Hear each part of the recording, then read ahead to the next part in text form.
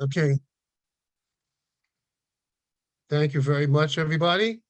This is the February Landmarks Land Use Committee for Community Board 2. And Daughtry Christoffen and Irene Jenner are our co-chairs, and Karen Johnson is our secretary on record. But tonight, actually, Brian Howland will be taking the minutes. So Brian, at any time, if you hear things, or if you're not able to get any information, or if you need any clarification, just speak right up and let us know. We'll stop to make sure that you get all the information that you need for the minutes. I thank everybody for coming and for your work, for the work that we're about to do.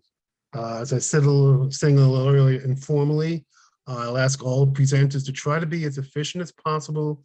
We have 2 presentations. Understand the presentations are also going to be asking for letters of recommendation from the committee, so there'll be votes on that, as well as the Landmark Preservation Commission applications. Other than that, okay, let's first again, we'll introduce, I guess, people who are officers. Now we'll just ask for the agenda for, I'll ask for approval of the agenda. If there are no objections, Motion to approve. if there are no objections, we will adopt the agenda as this time. Thank you. Bill Flournoy, motion to approve. Okay, all right. If there's a second, I'll take a second. Second. Okay, thank you very much. If there are no objections, the agenda has been adopted. Thank you. Also, we'll ask for the minutes from the January meeting. Thank you, Daughtry, for your hard work on that. Are there any objections to the minutes? Hearing none, the minutes have been adopted for January have been adopted. Thank you very much.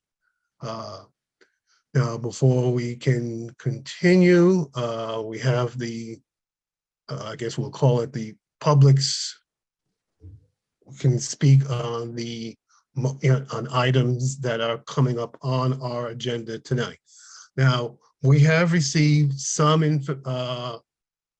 letters and information from a number of people on a number of the items that we have coming up. So I don't need to repeat it because I will either bring it up or I'll mention it during the actual items that we're going to be doing. However, if there's anything else that is a comment that comes from people who are not on the board or not members of the committee who wish to comment, we'll do that right now.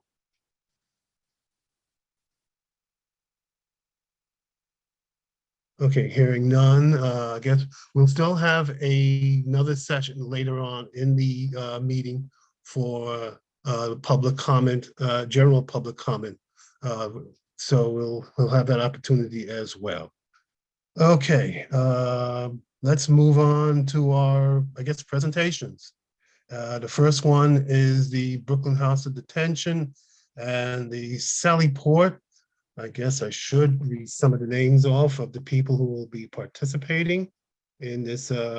Again, they'll be asking, I guess, well, I know definitely we just asked, and I'll ask at the start, on the Brooklyn House of Detention, will you be also asking for a letter of recommendation on this one, whoever is in charge? No, we are not asking for a letter of recommendation. No, actually, okay, so all right, no, just a straightforward presentation then. Okay, thank you. All right, so Mr. Gordon? Yeah. Sorry to interrupt you. I just want to clarify or get clarification that something has changed since the last time that this presentation was made to the committee. That's what I'm curious to find out also as well, because I know we did I remember the Sally Port. Yeah, very well. it wasn't that long ago. So I'm just confirming that. Yeah, so that's what we're going to be. That'll be my top question. Let me just read out the names of the people who are do it. Xiaoming Zhao of the Department of Corrections, Lauren Messier of, I can't figure out the AHSU, Sasha Gonzalez of, I guess also looks like Department of Corrections, Lucian Allen, community consultant and liaison, and Roy Johnson from North Star. I guess I have it as North Star. All right, so yes, we're curious as to, whoever starts, welcome to start, and curious, and our top question is, since we did approve the Sally Port, because that's, I'll never forget Sally Port, why, what's, how come we were back again, although we'll be glad to talk to you. Go ahead, House of Detention. Okay, thank you. My name is Xiaoming Zhao, Outreach Coordinator in the Intergovernmental Affairs at DDC, Department of Design and Construction. Thank you for giving us time today to do the presentation from the Community Board. Today we have a representative from DDC, DOC, and Design and Build to give an update on the interim solid port and the dismantle updates. And now I'm turning to my colleague, Nora Masia, to start a presentation. Great, thank you, Xiaoming. Oops, let me start from the beginning. That would be helpful. Can everyone see my screen? Yes, Thank go you. ahead. So just to be very clear, we'll be doing a refresh of the Sally Port in the officer booth, just to remind folks where that is. But the majority of this presentation tonight is actually focused on the upcoming dismantle process. And we're here tonight because folks will start seeing activity happening on the site very soon in the next few weeks. And so we want to provide a thorough overview of what those activities are going to be, what the community can expect to see, and what resources are available to them through the construction process. So that's the main initiative for this presentation tonight. So we will welcome everyone. I will next hand it over to Sasha Ginsburg. She'll just speak quickly to the overall program summary of the Borough-based jails program, just kind of grounding us in the overall objectives and the goals for that program and why we're here tonight, what this particular project in Brooklyn is part of. We'll walk through a schedule update, so where we're at right now with that dismantle project and the overall process through the construction of the new facility for this Brooklyn project. We'll speak about quickly the resources available to the community throughout construction. So besides just these meetings and these touch points, how the community can ask questions and get in touch with us as they need. And then we'll do the updates of the interim Sally Port, but then really focusing on the dismantle project and what that process is going to look like, what the construction is going to entail. And then we'll open it up for questions, of course. So Sasha, let me hand it off to you for this. Great, thank you, Lauren. My name is Sasha Ginsburg, and I'm the Executive Director of the Borough-based jail system for the Department of Correction, and also a resident of Brooklyn CB2. We are here to discuss specifically, as Lauren just said, the dismantle work on the Brooklyn site, but we just thought it's important to ground us in the context of what we are doing and our plans to close Rikers Island. In order to close Rikers Island, we are building a smaller, safer, and fairer system that will provide housing for a total of 3,300 people, which is a dramatic shrinking of New York City's jail system. We currently have just around 11,000 jail beds in New York City. There are 4 sites that will compose the borough-based jails in Manhattan, Brooklyn, Queens, and the Bronx. Manhattan, Brooklyn, and Queens are all the sites of existing DOC facilities. So we need to dismantle the existing facilities in order for us to build on the same sites. In the Bronx, we are building on the site of the current NYPD tow pound. There is not a jail in the Bronx as of now. And these facilities will have a continued focus on reentry and culture change, which are very important and ground the program and how we are designing and building them. And so with that, I will hand it off to Lauren again. Unmute myself.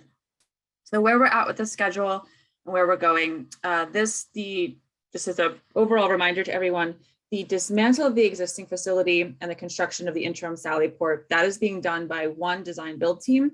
And then there will be a new contract with a new design build team that will be responsible for design and construction of the new facility itself. And so they're 2 separate processes. We have North Star, who is the design builder for the dismantle process and the Sally Port construction. They're here with us tonight. They received their notice to proceed, their contract initiated at the end of last year in December, and they're going to be starting construction of the Sally Port and the officer booth in March. So in the next couple of weeks, you're going to start seeing that happening on site, and that will continue from March of this year until May of this year. And then the officer booth and the interim Sally Port, they do remain in place until substantial completion of the new facility in 2027.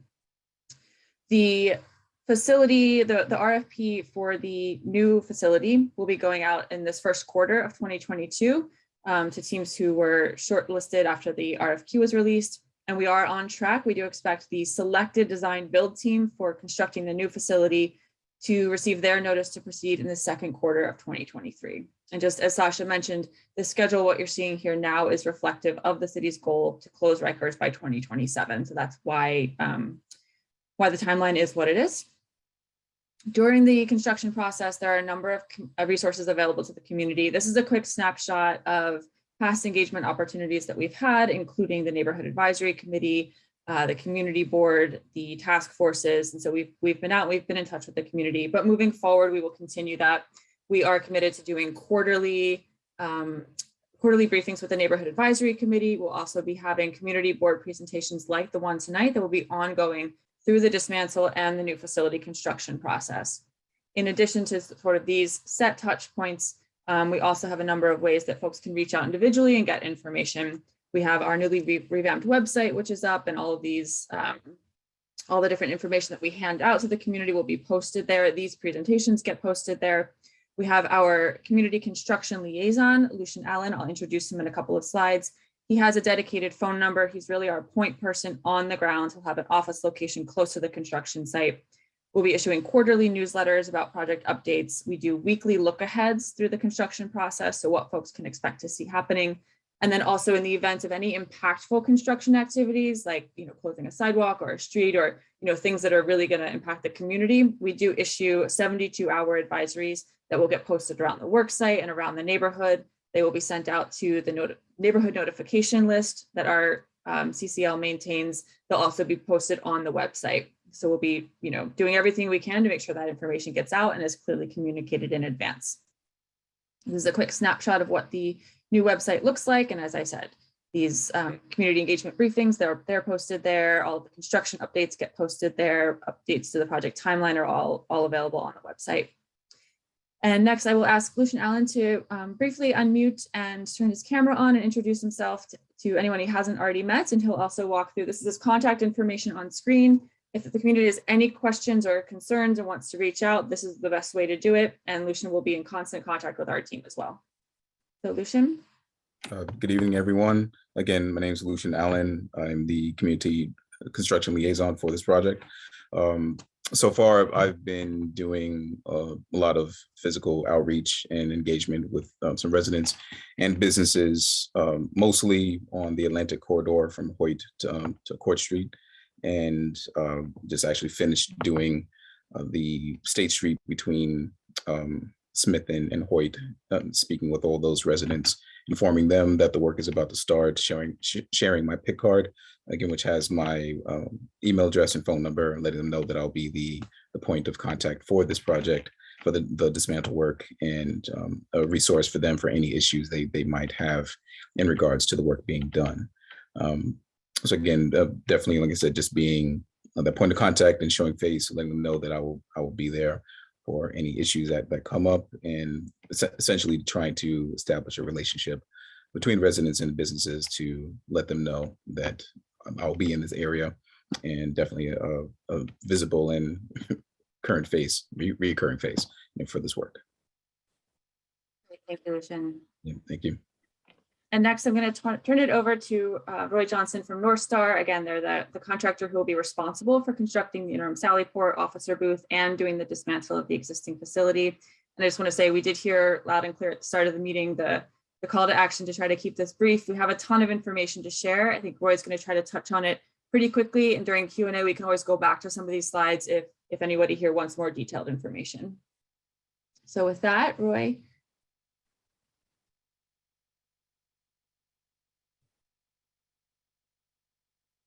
I believe Roy is muted. Roy, can you unmute? Are you able to unmute? Oh, is that better? Can you There hear we me go. now? Now we can hear you. Thank you. Okay, sorry. Okay, I'm calling in on the phone, so I'm having a little bit of connectivity issues here. But regardless, my name is Roy Johnson, and I represent the design build contractor for the demolition and Sallyport portion of the project, North Star Contracting Group. And we'll just go through a quick overview, kind of a rehash of some of the things that we talked about on the last community board meeting. So this is a snapshot, just gives you a quick idea as to where we are and where we're going to be in the coming months. We mobilized onto the site in December of 21, and we are in the process of planning permit acquisition, survey, and just kind of mobilizing onto the site right now. So this overview just gives you a quick snapshot as to what our construction activities are going to entail over the next couple of months. We're getting the design for the Sallyport finished. We're going to be mobilizing, constructing perimeter boundaries around the site over the next couple of months through the springtime, putting a construction fence up, some sidewalk bridges. You'll see some activity kind of isolating us from the surrounding neighborhood. And then our dismantle work should start in earnest sometime late spring, early summer. Go to the next slide. That's just a quick snapshot as to where we are right now. Kind of the blue line just indicates the boundaries around the site. That will be where the construction barriers are, the sidewalk bridges, and the construction fences. So Boerum, Atlantic, Smith, and State dictate the perimeter boundaries of our construction site. Then the little blue shaded area on the north side of State Street just gives you the relative location as to where the new Sallyport, the visible Sallyport functions are going to be relocated into the existing court building. Go to the next slide. This just gives you kind of a bird's eye view. The slide on the left is straight down onto the court building. That's State Street on the south side. There's going to be a little officer's booth. That will be the control unit for the Sallyport functions on the court side. And then the slide on the right just kind of gives you a 3/4 view as to what it's going to look like. And this is the existing configuration or the existing layout or street view of the court building on State Street. The next slide will kind of just give you a architectural elevation of, you know, the existing opening, the existing door, and how it kind of looks now. And this next slide just gives you a proposed view of what it's going to look like with the new door, which will be the outside element of the Sallyport installation, and then the control booth to the right of that, which will be manned by a corrections officer or a guard that will enable the Sallyport to function. Go to the next slide. And this is kind of a street view, a rendering of what it's going to look like, looking north onto the State Street curb line. That's the view on the right-hand side. And this is just kind of a step back view from across on the south curb of State Street. Keep going. This just gives you a real general idea as to kind of the direction of progress that we intend to take when we start the demolition activities after the Sallyport functions have been relocated to the north side of State Street by the court. We'll start with the demolition in the northwest corner, which is Boerum and State, and then kind of work in a counterclockwise direction on the low 1- and 2-story podium buildings, which was a later addition to the site and to the building.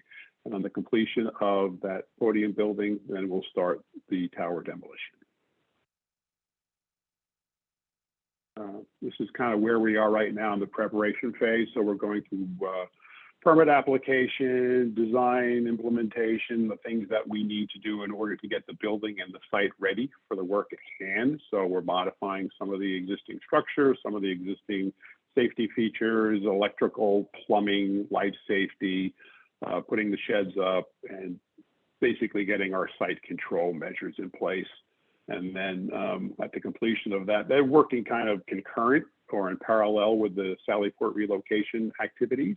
And when the Sallyport is relocated and our preparation work is done, we'll start the structural demolition, probably late spring to midsummer. Next slide. And then this is just kind of the interactive video. I think most of you have seen this before. That gives you an idea, 3D kind of view. That gives you a perspective as to what we're going to do. That's starting the work in the northwest corner, making the site ready for our trucking and vehicle activity on the site. And then we'll start putting our scaffolding and protective envelope around the perimeter of the building with construction netting. Scaffolding goes up to the roof. That will all be installed prior to any structural demolition on the tower. And when the scaffolding and protective netting is installed and all the safety implementations have been put in place, then we will start deconstructing the building from the top down. Just a very sequenced operation.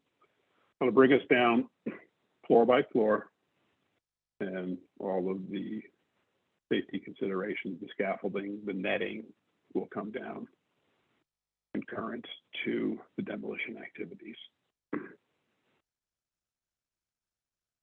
And when we get down to about 4th or 5th floor, we've taken some of the other components off the building, making it suitable for mechanical demolition, establishing the required The setbacks. entire structure's That's coming what down. That's the plan. Yep. The entire structure will come down. And at this point, we're going to use large mechanical means, large pieces of equipment, excavators, and long reach excavators with concrete processing jaws and crushers. And they will complete the demolition of the structure, bringing it down to grade. And when we're done, we'll have a level site. Our scope includes at grade level. And we'll do some backfill activities in the existing foundation, provide some drainage capability and dewatering capability. And that's what the site will look like when we're done. Construction fence remains at the boundary, and you have a clean site ready for reconstruction. Is there a tunnel couple- connecting? Yeah, this came up, and this was a big issue. And when we discussed the Sally Port, is there a tunnel connecting the current house of detention across State Street into the Brooklyn Criminal Court building? Yes, there is a subgrade or subterranean tunnel. Right now, all the Sally Port, which is where all the detainees and the defendants are brought to appear in front of the court, they're actually received in the Sally Port facility on the south side of State Street, which is part of the detention facility now. So one of the things we need to do is to relocate that Sally Port area onto the north side so we can relieve the obligations of receiving the detainees on the physical, premises of the detention center. So one of the things we need to do is to kind of disable or disarm the use of that tunnel, and the new Sally Port established on the north side of the street will enable us to do that. All right. Some of the concerns, obviously typical to construction sites and demolition sites specifically, is traffic, dust, noise mitigation. We have our plan really tries to minimize any of these inconveniences on the surrounding neighborhoods. Our construction plan or deconstruction plan will enable us to basically bring all of our equipment, all of our trucks, all of our dump trucks, all of our excavators, everything in off the street. We won't be taking up any parking lanes, any traffic lanes. You won't see trucks idling in the street. We can load, process all of our waste, all of our waste loading right on the site inside our barriers. Dust control, we use a lot of water. Obviously, demolition is a very invasive thing. So we use just copious amounts of water is the best way for dust suppression, both at the point of impact up on the top of the building where we're doing the actual work, and down on the ground levels where we're doing the loading of the trucks for transport. Down on the bottom right-hand corner is kind of a big misting machine called the Dust Boss. So we use those, in conjunction with some other local things just to keep the dust down. Noise mitigation, we use sound attenuation blankets. We use modified backup alarms. We have special mufflers and catalytic converters on some of our machines. DEP and DOB have some very specific requirements. And obviously we work to stay in compliance with all of them. We go to the next slide. And then typical of demolition projects is the concern of displacement of pests and rodents from the existing structure. Again, the Department of Health has some very specific requirements. We just kind of, go through, set baits, set traps, monitor the progress, and make sure that we don't cause any undue stress or strain on the surrounding neighborhood. And can roll to the next slide. And that just a brief overview of kind of captures what we're doing. And Roy, one thing I think we just want to make clear, because the simulation video that we walked through was produced a little bit earlier on, and I think the dismantlement slide, the overview of activities that we showed, I can flip back to that really quickly, did note the sidewalk closure on State Street, which is a difference between the video and the, here, let me flip back to that one slide up. On State Street, because I think the video still sidewalk shed to continue around the site, and that's a key difference, right? We did. We had a discussion with the Department of Transportation, the Department of Buildings, and then the agencies that are responsible for the Sallyport operations on State Street. And we really think it's a safer and cleaner operation to actually eliminate pedestrian use of the south sidewalk on State Street. So rather than have a sidewalk shed on that sidewalk, DOT has granted us relief to let us bring the construction fence all the way out to the curb line. Really won't impact parking in any way. It really shouldn't impact pedestrian thoroughfare too much. Really, that sidewalk doesn't get a lot of pedestrian thoroughfare as it is right now. There's no businesses that need access there. So after some consideration with the affected agencies, we just think it's probably a safe, prudent approach to close that sidewalk in its entirety. And so far, I think all the agencies have agreed with that approach.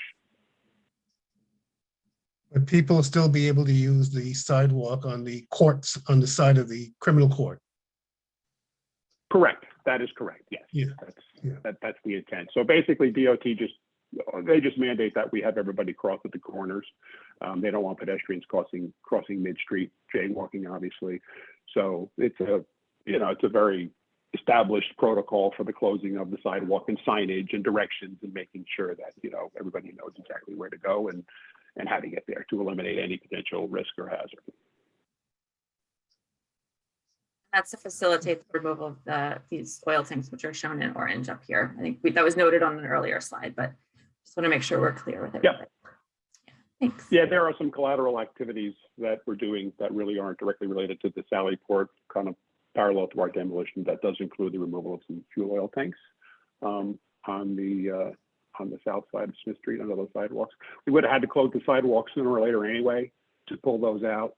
So, that as an additional consideration, I think the DOT and the DOB concur that it would be, like I said, prudent to just close the sidewalk for the duration of our activities. Okay, thank you. Okay. Yes, I was going to ask if any questions or statements from our committee members or board members on this matter.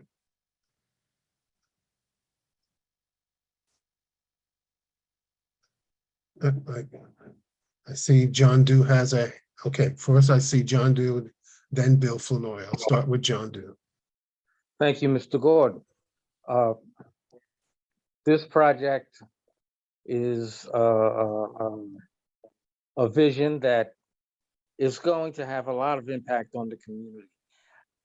I'm asking Mr. Gordon, the developers, if they have ever done another project of this magnitude in this kind of community that we can look to determine issues that we should be confronting now. And when you are closing off blocks for whatever reason, have you measured the amount of traffic that is currently on that utilizes the area that will no longer be available? I am specifically concerned about how you accomplish the dust and noise mitigation and how you dispose of the jail as you take it out. I'll stop there, Mr. Gordon. Thank you. Good questions. Roy, some of North Star's experience.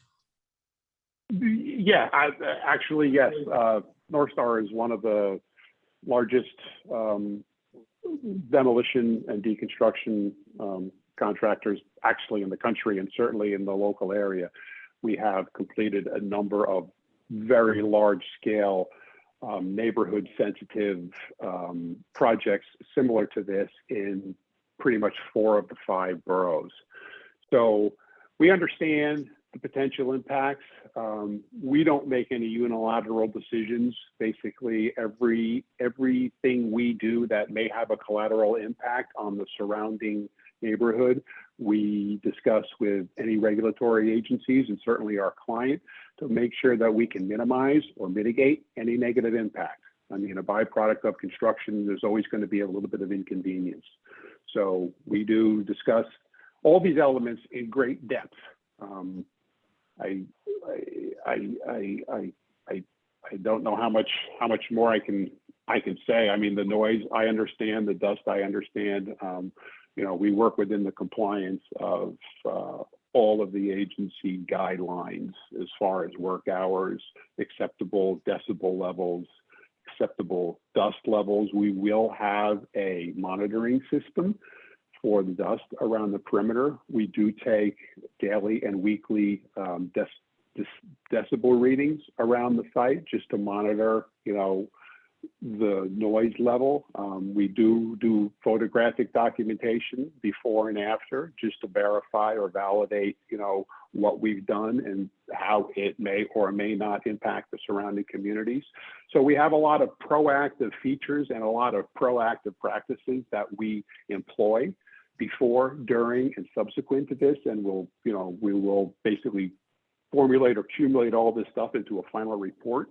And listen, we're very open to you know, communication from the agencies and from our client. We have to serve our client, obviously, but we understand your concerns. Again, it's not perfect, but you know, we do work very hard to mitigate. Excuse me, because we have a limited amount of time to discuss this. What I'm interested in is understanding what has happened in past projects. How has the community been involved, accepted it? What did they endure? And how do you mitigate a noise issue? What was the reaction from the community that had gone through, as you say, one of these demolitions? So we could understand, we have to set expectation for the community. Knowing that you're going to do mitigation is one thing, knowing what the issue is a different thing. How is it going to impact the community? We're not hearing that. To be totally candid with you, we really haven't had a lot of negative feedback on projects that we have completed within 4 of the 5 boroughs. As I said, we put a lot of work up front. We do a lot of planning to try to avoid the negative impacts on the neighborhoods, on the residents, on the people who work and live around there. Can we eliminate everything? No. Can we be sensitive to your concerns and your needs and requirements? The answer is yes. But to be honest with you, we really have a very good record of working without interruption, without causing a lot of nuisance to the surrounding communities, and that's really what we try to do, is to get rid of it or try to, you know, mitigate it in the beginning. Yeah, let's give Bill Fuller an opportunity.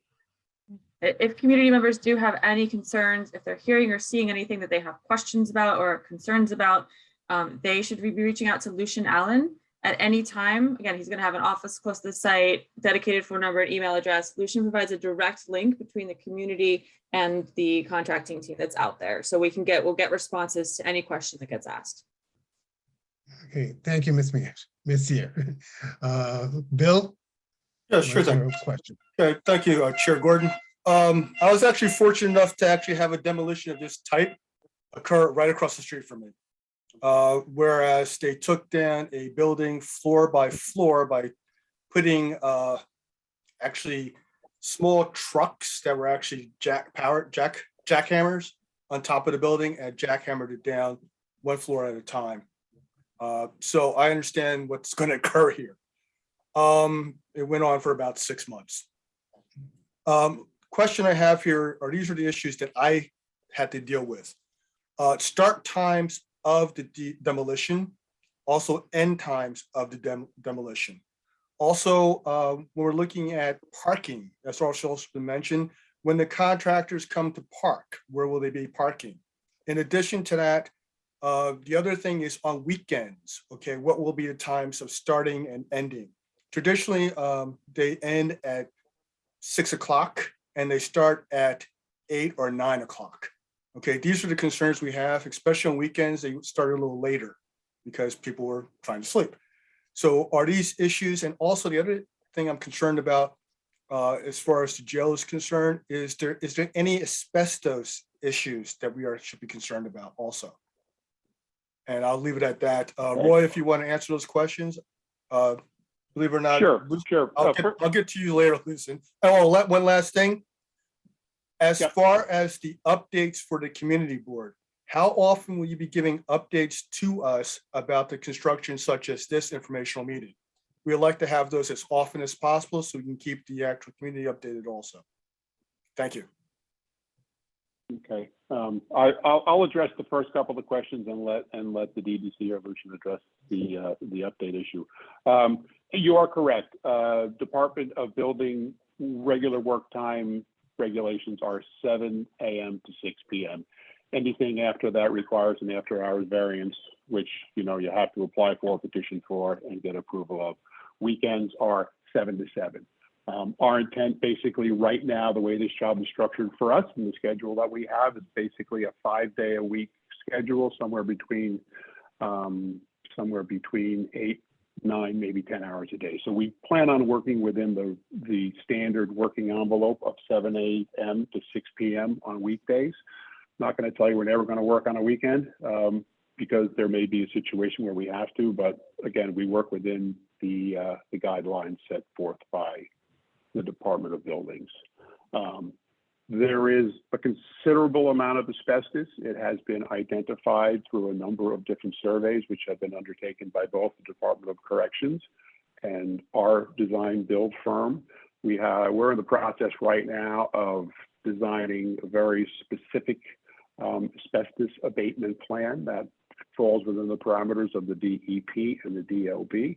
And we'll have kind of a combination filing that will allow us to do these two operations in unison. Again, the DEP, the DLB, and quite frankly, the DDC and the Department of Corrections have very specific and stringent requirements for all these activities. The job was kind of put together and bid that way, and we understand the demands that these specifications are going to, basically set forth, and we're prepared to work within all the confines of the necessary regulations. I hope that answers your question. Parking. Parking. Actually, a lot of our guys are local. Again, there's metered parking. State Street is all, I guess, corrections and courts and PD parking. There's other metered parking around I guess, I don't know if there's any parking at all on Boerum. There's some metered parking on Smith, and there's metered parking on Atlantic. Typically, a lot of our guys take public transportation. The guys who drive in, a lot of them drive together because of the cost of parking. Typically, our guys, if they drive in, they'll park in the garage, they'll carpool together. And a lot of our tradesmen, they're all local union trades out of the city. A lot of our guys come from within the 5 boroughs, and a lot of our guys commute via public transportation. So typically on our sites, I mean, all of our vehicles will be on the site. The way that our site is designed and configured is it's going to allow us to bring our trucks, our dump trucks, our, all the active things that are going to be going in and out of the site every day. Like I said, they're not going to be idling in a traffic lane or a parking lane. They're going to be on site for staging and loading. And by the time we basically get our Sallyport functions relocated and we get some of our preliminary demolition done on the podium, we'll have enough on-site parking that if we have company vehicles, pickup trucks, utility trucks, repairs trucks, that type of stuff who have to come service the site, they can come and basically park on the site. The parking really should have a negligible impact on the surrounding areas. So you're basically saying that all vehicles that you're going to be using on site will be within the envelope? That is the plan. That is correct. Yeah, we've actually developed it. So we're gonna clear on the north side of the site right now, within the boundary wall, within the detention center wall is the existing Sallyport area, which is just like a really big parking lot. So the first thing we want to do, if we remember back to one of those slides, it showed the northwest corner, which the podium was going to be phase one. So we want to take that down. That's going to give us a path of travel, basically east to west through the north side of the site. So our vehicles, our trucks, our dump trucks, and that type of stuff are going to come in off of Smith. Okay, they'll travel north on Smith, make a left onto the site, come into the Sallyport and the demolished area, stage, load, do whatever they have to do, and then they'll exit on Boerum, travel north on Boerum, and go out to, we're going to a number of different disposal sites. Most of the material, the vast majority of the material coming off of the site, because of its composition, is going to be recycled. So almost all of our stuff is going to recycling facilities, both within the 5 boroughs and also probably in some of it will end up in New Jersey. But it's all concrete and steel, so it all gets reclaimed. Yeah, that kind of what happened with my site also. And finally, if someone can give me an update on how often we're going to get updates to the board, okay, I would appreciate that also, because we want to be kept informed of what's going on. Absolutely. First So time. first, I just want to say that the chairs of the committee, chair of the board, district manager, et cetera, are all on the neighborhood notification list already. That's the email list that Lucian maintains in order to send out all of our project updates. So everyone will be receiving it. Anyone who's here tonight and not on that list and wants to be, please put your contact information into the chat. We'll record it and we'll make sure that you're on the list moving forward. So everyone will be receiving the weekly bulletins, what's upcoming and what's going to be happening, as well as the 72-hour advisories in the event of any impactful construction activities. And so even in between meetings and touch points when we come to present, no one should be left in the dark. No one will be left in the dark. That's why we've set up a number of different resources and ways that folks can get information that's going to be out there. We also will keep the website updated regularly. As far as community board presentations, we do not have a set frequency. Our intent is to come back to you before key milestones like we're doing tonight. So in advance of construction starting, we're here to let you know what the plan is and what you can expect to see. We'll be doing that moving forward. We do, of course, we want to be a good neighbor. We want to be really responsive. And so, if you're going to request that we come before our next planned meeting, we will absolutely take that into consideration and make our best effort to get out here and speak to you. So we do expect, regular touch points. Thank you very much. I'm going to jump in here real quick. I just noted the time is 6:45. We have a very full agenda. So I would propose, Mr. Gordon, that we thank everybody, get contact information in the chat, and move on to our next item, please. I want to give Brian his question since he's going to be taking our minutes, and then we're going to stop there. Thank you. You noted that you're going to be closing the sidewalk on the south side of State Street, but maintaining the parking lane. I think that the block fits maybe 15 vehicles. I mean, sedans, SUVs, not, corrections buses. How did you come to the, determination that that space would be better kept as parking instead of as a construction bypass for people walking down the street? We discussed the issue with Department of Transportation. We did have an online live session. We've had 2 of them, and we actually walked the site last week. Most of that parking, like I said, is corrections, courts, and PD parking.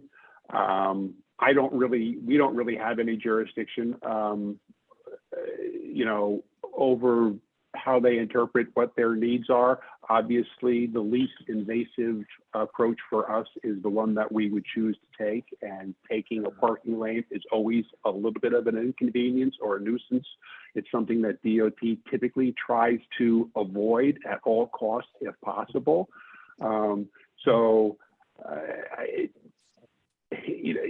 We kind of came to the agreement, like I said earlier, but it appears that the public thoroughfare, the pedestrian thoroughfare traffic east to west on the south side of State Street is really, really minimal. There was a city bike station there that was relocated quite some time ago, but I'm on the site almost every day, and we have activities there every day. And other than the Sallyport activities for the police department and for the Department of Corrections, there's rarely anybody on the sidewalk. I would like to believe that the DOT took that into consideration in their evaluation of that. I can't speak on behalf of them, but the decision was kind of made, you know, collectively by all the agencies or by all the representatives that have been on site and basically considered the potential impact. I would point out that there are 15 cars. All it takes is 50 people to walk down that street to be 3 times more useful for the people walking. And you know, key point is that a client of the project is the Department of Corrections or court officers who park there. The people who walk there are the, you know, people in the community who aren't in the planning meetings with you and with the city agencies. So the people who would benefit from the sidewalk aren't being represented. And it's very easily when the people who might benefit from a different use of the space aren't in the room that their needs don't get highlighted. So thank you for answering my question. Okay. Thank you, Brian. Again, thank you, everybody. I'm going to stop it here as we still have a load to do. So Thank you all so much for your I time. thank- And if there are any additional questions, Lucian also put his contact info in the chat. Please feel free to reach out. Thank you so much. thank you. Yes, indeed. I'd like to move on. You know, you're welcome to stay if you wish to watch us, but we're going to move on to the next presentation, and which we'll be asking for a letter of recommendation. This is going to be, well, we are at Brooklyn MetroTech, it's been there for a while, and now they want to become Brooklyn Commons. It'll be a redo, I guess, of what MetroTech was and now what Brooklyn Commons will be. We have Michael Kim from Brookfield Properties, Kim Cooper from and James Cormer from Field Operations, Elliot Berenger, also from Brookfield Properties, and Sophie Walton, who is the Brookfield Vice President as well. So we have a lot of Brookfield people. Again, we're trying to move on to the others, but tell us as much as you can, as briefly as you can.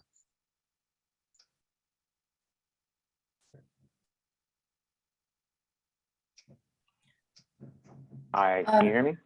Yes, we can hear and see. Thank you. Could you enter Okay. full screen, please, Mr. Kim? Yes. So very excited to present to the committee board and other folks who are attending this meeting our proposal for the Commons at MetroTech. These are landscape improvements that, again, we're looking for your support. And so let me just dive in. Historically, this site was built in the late 1980s. There was a series of streets that were demapped, basically between Flatbush and J Street.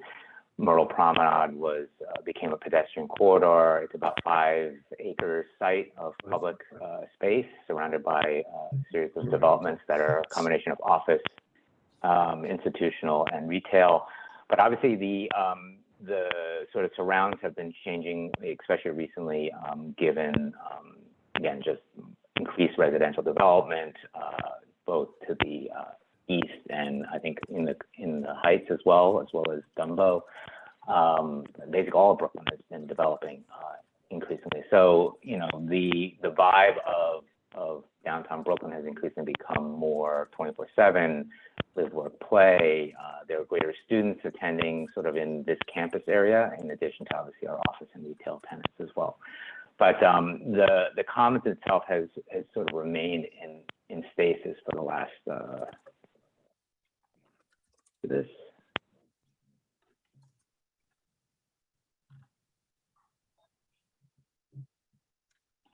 So again, here you can see a aerial map as well as a neighborhood map. The Commons is the big green box in the middle, and you can see the promenade going basically from J Street to Flatbush.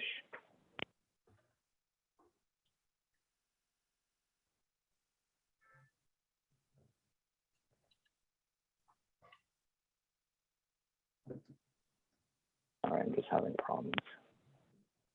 So on this slide here, you can see the things that we're looking to update.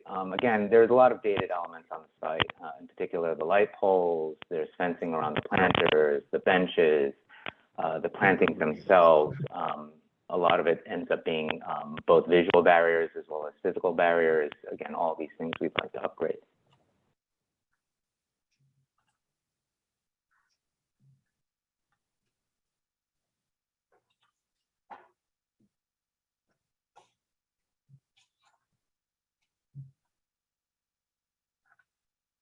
Just give me a second.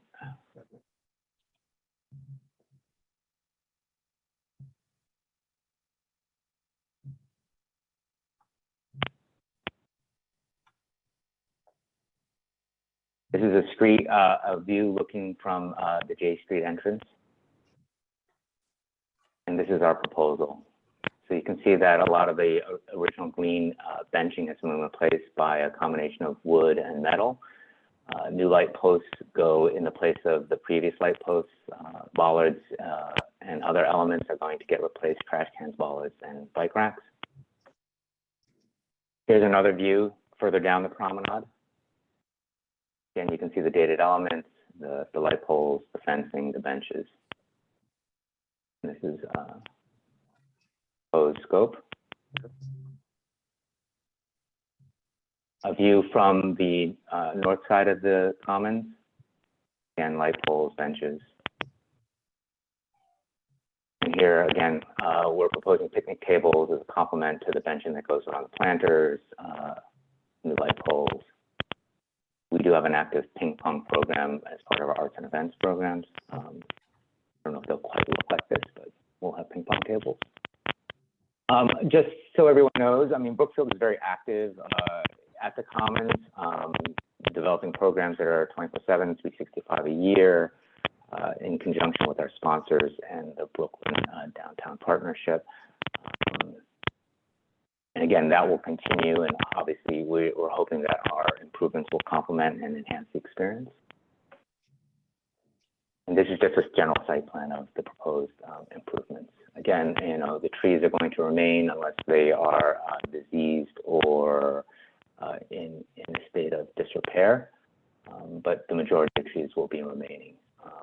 Our arborist has noted that about 14 may need to be removed. But again, everything that's sort of in green, the darker greens by the trees, you can see here, there's these bars here. These currently have evergreen shrubs that are a little bit of a view hindrance. Those will get replanted with lower ground cover. And then also in these little gardens that we call along the promenade. Again, we're going to be putting in new soil, combination of composting, aeration, and there'll be a mixture of perennials, native grasses, and I think plants that are sort of active pollinators. So again, it's to visually activate the space in a very, very coordinated, unified manner. That's it.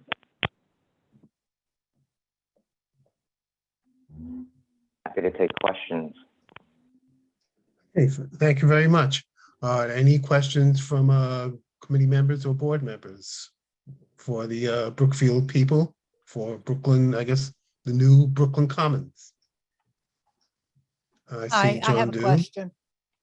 It's Okay, Irene. well, okay, I'll give you first, Irene. Go ahead, Irene. Okay.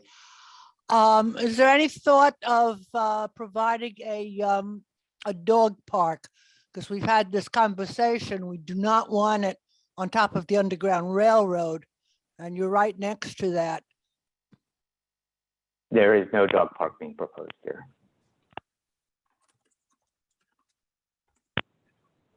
Okay, John do. Mr. Gordon, Yeah. a couple of items. Those benches, we have a huge homeless population in downtown Brooklyn. How do those benches discourage that kind of activity is one question. The other issue is one that we talk about in transportation, but I'm going to introduce it at this committee.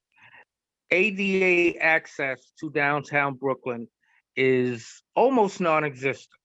We have only the DeKalb Avenue station. You have train stations that abut that location that are not ADA compliant. How can we get your organization involved with the MTA to make all of the train stations ADA compliant? We have a partial compliance on Duffield Street, and the MTA needs to complete the station elevator from the mezzanine down to the platform. We got to get some kind of movement, and we need every organization to work with us to make that area ADA compliant fully. Those are my two major issues, the benches and ADA compliance. Regarding the benches, again, the drawings and the renderings are meant to be more evocative.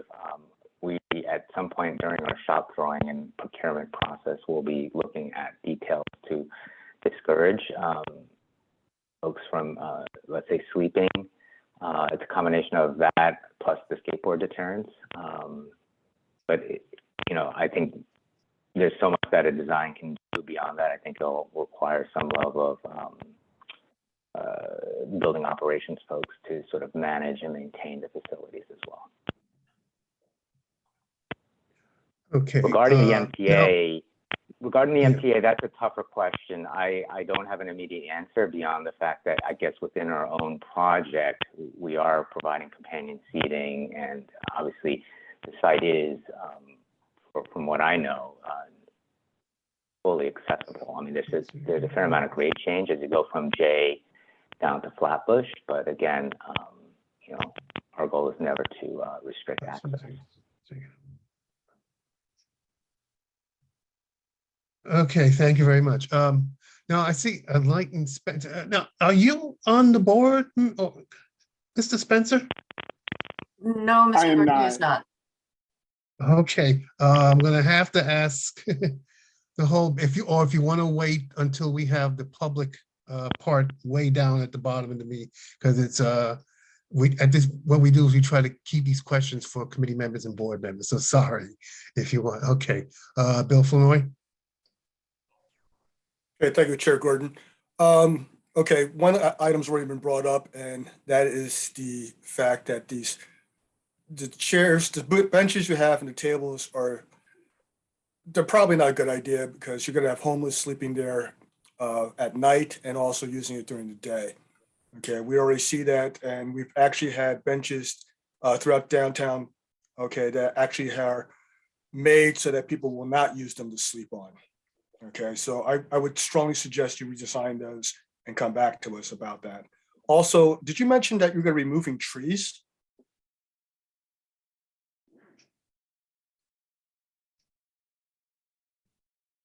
Mr. Kim, there appears to be some trouble with your audio. Yeah, no, my phone disconnected. Oh, okay. So We can hear you now. Whoever was asking the question, if you could repeat it. I think it's Bill. Sure thing. Okay. Are you suggesting that you're going to be removing trees? Well, we have an arborist report. Over the years, some of the trees have been in decline. I mean, based on today's planting saying standards, yes. whether it's yes, we have been recommended by our arborists to remove about 14 trees.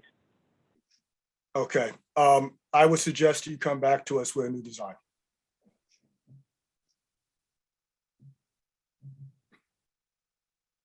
Mr. Flournoy, do you remember that they came to us previously and we had a discussion about, I don't know, 6, 7, or 8 months ago about the tree condition of the trees? And previously they had proposed a larger number of trees to be removed. I think, Mr. Kim, if you can bring your site plan back up. I had the same question, how many trees are going to be removed? I think it's important to talk about trees that are being removed, but I do recall that there were some that are unhealthy that need to be removed because they planted them too densely. So I think we can talk a little bit more about that. No, for sure. So the trees in general have been planted about 15 feet apart. By today's standards, you typically would plant about 30 feet apart. What's happening is that the trees are basically competing for the light. And as a result, you know, some of them are doing fine and others are not doing very well. And there's really no way to mitigate the circumstances. You can't just plant new trees in the grove of trees. They just won't survive. You know, my counterpart at field operations can probably elaborate a little bit more than I can. But again, it's not an ideal scenario, but the trees at a certain point are healthy. Some of them are healthy. We're not touching those. We will prune them. We will try to replenish the soil, try to, again, make sure they survive and thrive. But there are a number of trees, if you're on site, you'll notice a few of them. They're just not in great shape. So again, our arborist has gone there twice. They were there, I think, about 2 years ago. They were there in the fall. And again, they noted that there were about 14 trees that are basically not very healthy at all. If not, again, they could also pose a danger for folks near the trees. So we don't want to do it, but obviously I think it's in our best interest to do it. Well, thank you, Mr. Kim. Now you're asking us to give you a letter of recommendation. Now I'm hearing from committee members that there's concerns with the number of trees and of course the benches, with new benches that are coming in, that you would want to come in, that these might provide too much of a situation for homeless to take advantage of. And so those are two issues I think we have concern about. If we want our recommendation, I think those are issues that you will have to at least be part of whatever plans that you have. I don't know if we can give, I don't know at this point, if you can do it, we can give you a lot of, you know, maybe move for a lot of recommendation, but with you addressing these issues. Other than that, I don't know if like we can do it immediately tonight, because I think these are two important issues, you know, trees, and of course, the biggest one is possibly a problem with homeless. I don't know if I can call for a moment. Okay, and I see both Daughtry and Ms. Ali. Okay, Daughtry, what do you have? I just want to go on record as saying that I can't support the movement towards hostile architecture. You know, putting architecture against the need for people to have a place to sit and rest, regardless of who they are and what they're facing.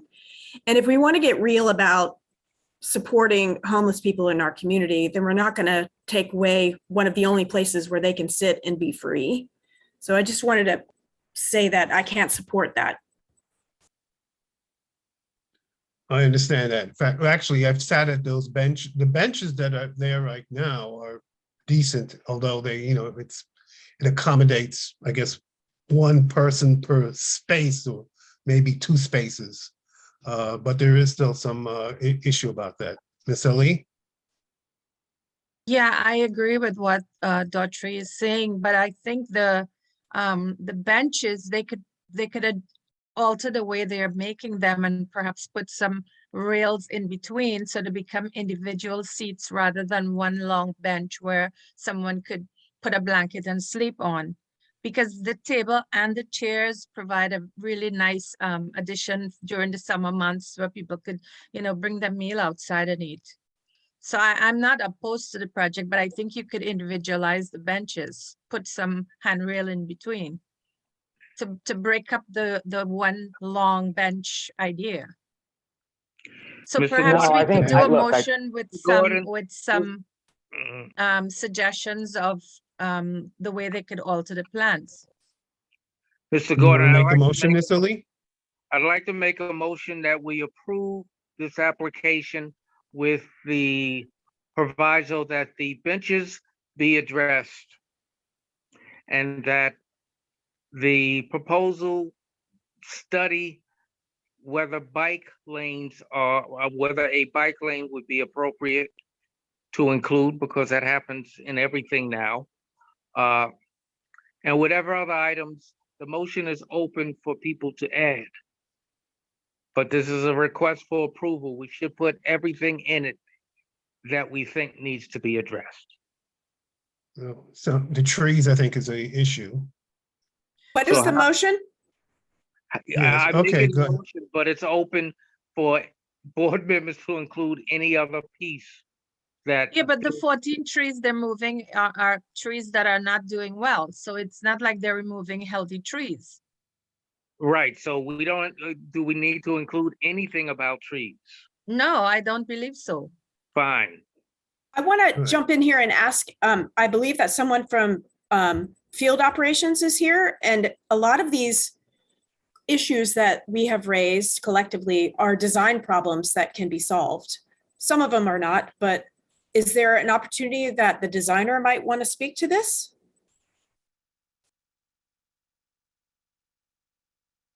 Kim, you're on mute.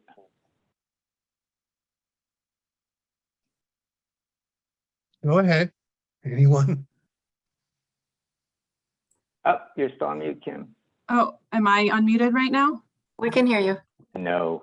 No, some people can hear me. We can hear you. Ms. Cooper, you're can hear unmuted. Go you. ahead. Okay, great. Hi, thank you for, thank you. Yes, I'd love to comment on all this. As far as the benches and that being a concern, I don't know if it was clear, and obviously the renderings did not show them, but there are armrests that are very frequently placed along the benches so that they will be deterring for a majority of this from lying down, and also allow for more comfortable seating for everyone. So that is definitely part of the design and will continue to be looked at and addressed as we move forward with shop drawings and all that. But it's currently in the design documents too. In terms of the trees, as it has been said, the only trees that we're removing are the ones that are in serious decline right now and are no chance of recovery or being healthy. So they've been recommended to be removed again because they've been shaded out, they've been outcompeted, and they need to be removed now. So I don't know, is there other Ms. Cooper, helps to address some of the concerns? Ms. Cooper, yeah. one question. This is Bill Flinoy. It was mentioned about the bike lanes. Okay, these are commons. Is this for pedestrian walkways? This is not on the street. Is that correct? Correct. This is a pedestrian promenade. Yeah, it's Okay, MetroTech. so Sorry, Bill. because bikes shouldn't be on walkways. Right, they're actually quite aggressive about keeping bikes out of there. Right. So I'd like to make a motion to accept the design as presented for a recommendation. You are seconded. I already made the motion. Yeah, but So you we include have the Bill bike lanes. Floyd's motion. We'll take Bill's motion and John do the had second. a motion that included bicycles. Are we amending the motion?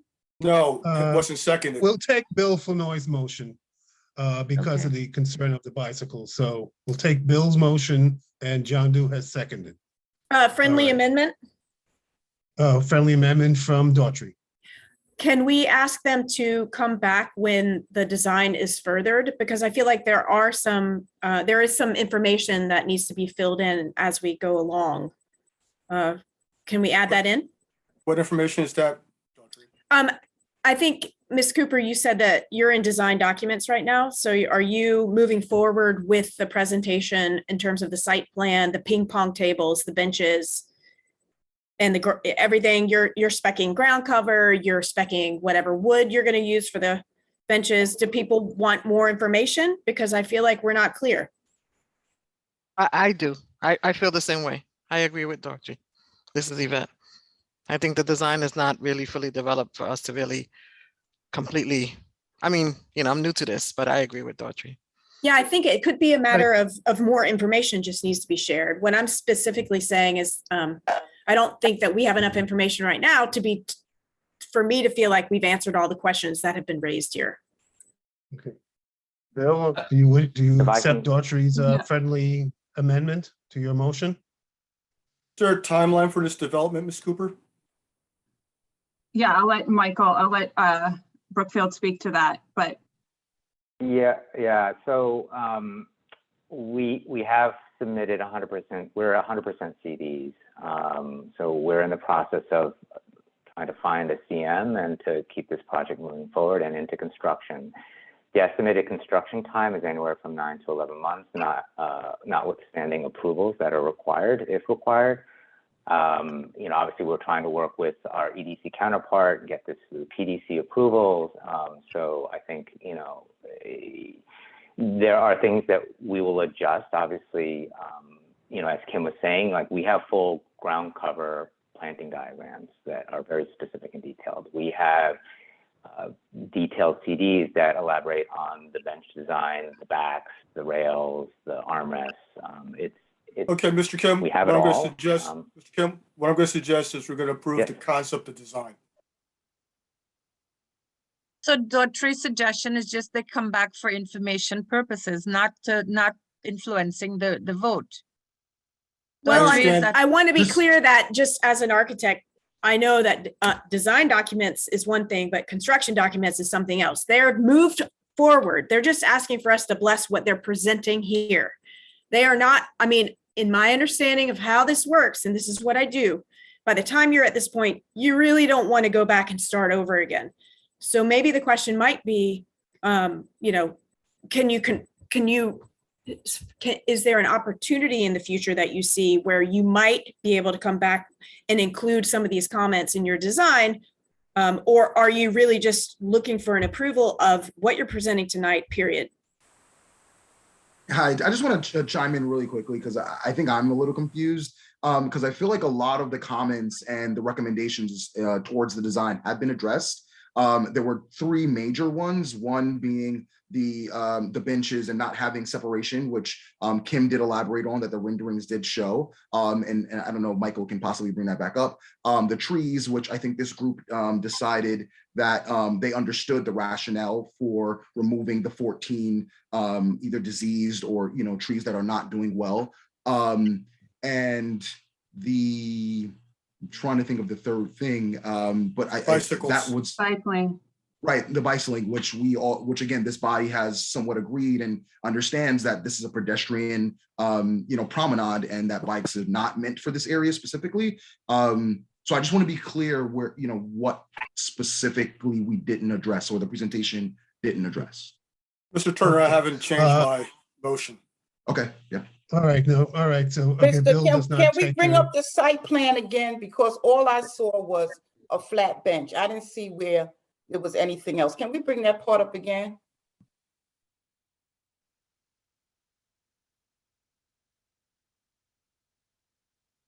Mr. Kim?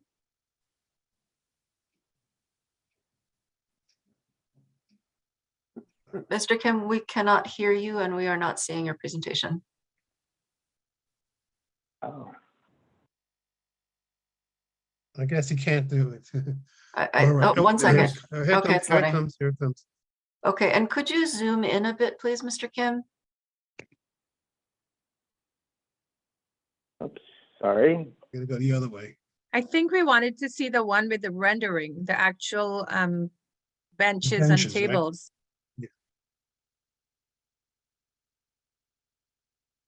It's ping pong. See, I don't see any separation on the armchairs. Yeah, that's what I saw. Yeah. Look, again, these are a combination of marketing renderings. They're a bit idealized. I can assure you that the construction drawings do have armrests and brakes. So why are on we the not benches. seeing And the again, this, construction drawings? Ms. Cooper, do you have access to the construction details that you could share? Sure, yes, you need to, I would. Great, please share screen. Yes, you need to get, I just need a minute to bring it up, so. And while Mr. that, Gordon, we also need to understand if at any point the plaza's not going to be available during this construction period, or will it be cut off in sections? Depending on the scope, I think certain areas will be protected from pedestrian access, but I think, you know, a lot of it is removing obviously these benches and then reinserting new benches. So again, we don't have a contractor on board, so we don't have an exact phasing plan, so we don't know the means and methods and the logistics, but obviously we want to keep as much of it as open as possible. If we were redoing pavers and removing lots of trees, then it'd be a different story, but this is a little bit more selective and strategic. I believe that when this was first brought to the committee, maybe as a conceptual, you know, before, to give you ideas about what the community might want, there were zones that were proposed in this space. I think we've sort of focused in on trees, bike lane, and benches. But if we zoom out again, I keep coming back to the site plan. I saw the ping pong rendering, but that's for the college kids who are there. But there are other people, a lot of other people who enjoy that space. One of my favorite spots is the red Adirondack chairs. Are there other zones like passive recreation, or is this really just about you're replacing benches with benches, you're taking down some unhealthy trees, and you're taking over some of the area that sometimes is a holiday market and putting up ping pong tables? Like, is this a reinvention or is this just an intervention?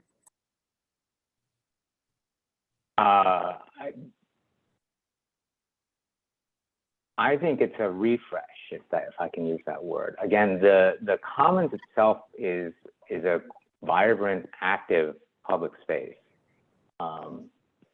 And I don't think we want to diminish that capacity, whether it's on the programming, access, whether it's a tenant, an office tenant, a student from NYU, or a resident, you know, in one of the buildings next door from Brooklyn Heights or Boerum or what have you. So I think it's all, the goal is not to make it less, it's to just, again, make it more and to improve it and bring it into the 21st century. Again, you know, there are a lot of dated features. The dated features do work, but the lighting is not great. It's like off color, it's fluorescent, it's not, you know, high performing LEDs that can get tuned.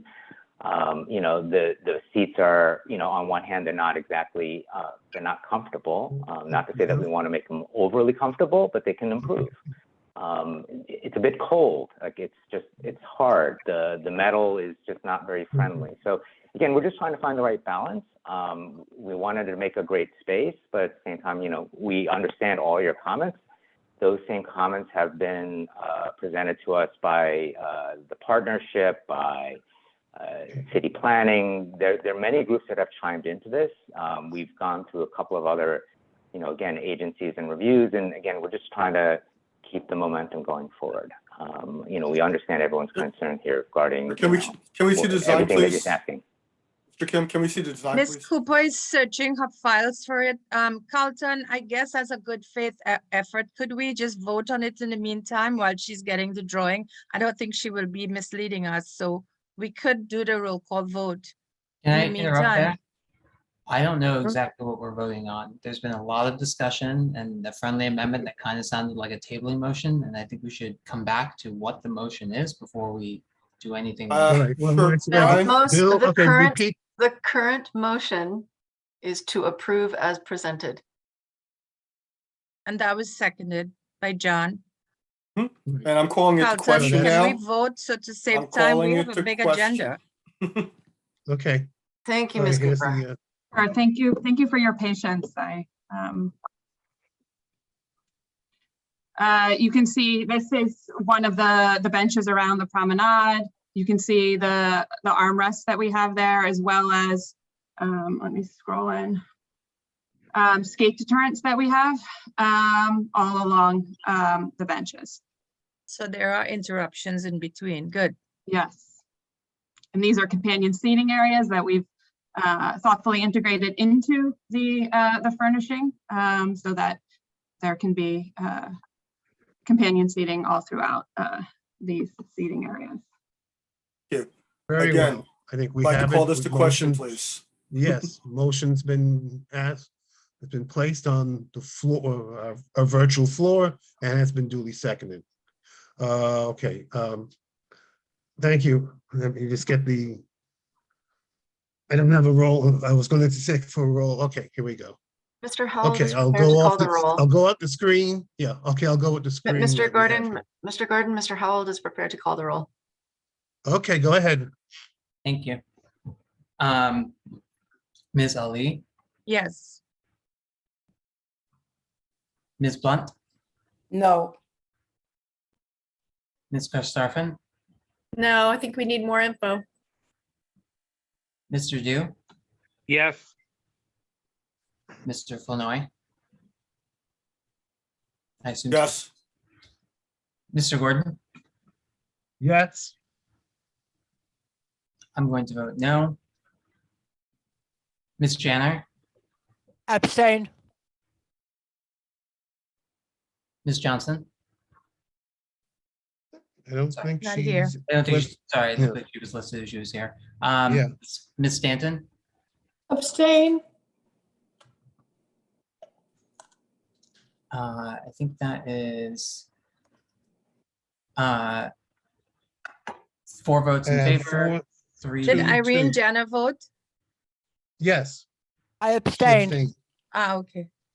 Yeah, Richardson didn't vote. I count 4 votes in favor, 3 votes. No, Yvette Miss Richardson Richardson. didn't vote. Oh, I'm sorry. Okay, well, Miss Yvette Richardson, Richardson. okay, let me just explain to Apologize. Miss Richardson. Miss Richardson has not been confirmed, unfortunately. Oh, okay. As a member, I'm saying, I will allow Miss Richardson to partake in the meeting, but she can't vote. Ah, okay, Because sorry. yeah, sorry. We So we can't have vote. 4-3-2. We All can't right, give you a motion recommendation. failed, so for the letter of recommendation at this time. But you're free to come back to us, I think, with more details. You understand what we have to, what we're looking for. And perhaps we'll give you a letter of recommendation when things are a little bit better. We will have to move on. I thank you for your participation in the time. We do have to move on to the Landmarks Preservation Commission certificates of appropriateness. So the first one, it will be the one in Clinton Hill at 316 Clinton Avenue. And it's a number of items basically that will be doing work around the back as well as in front. It's a multifamily residence. And there will be, they said there will be no work, none of the work will affect the rears. We have received letters from several community groups on this, which they didn't seem to have any problems with it, from the Clinton Hill Fort Greene Association, and also another Fort Greene Association as well. That the Fort Greene, has also agreed to it as well. But the biggest concern was some work on for one of the lower apartments. Other than that, and there was one of the things that comes up in the application is the viewpoint from Vanderbilt Avenue, which could be seen from Vanderbilt Avenue. So 316 Clinton Avenue, go ahead and give us your presentation. Hi, my name is Jim Hill from Urban Pioneering Architecture. Can everybody hear me all right? Yes, thank you. Yes, please, go ahead. Great, thank you very much. I'll try to be quick. I'll share my screen and like that. And so, as you said, this is a presentation for an enlargement in the rear of 316 Clinton Avenue. We can see in the upper left on the plot plan, there is a second story addition in the back here. And we are actually going to be infilling under it. There will be no work to the front. So the front will remain exactly the same. And I'm sorry about that. I apologize. Let me get rid of that.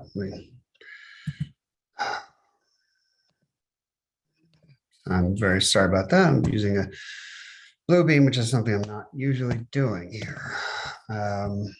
It's not going away. There we go. Let's do it this way. Go ahead. Go ahead. Okay. So again, here we have the, excuse me, I'm sorry, I'm coming down with something right now. You can see the area of the work here. The view corridor that you talked about is from Vanderbilt in the back. We have a picture we'll show of that.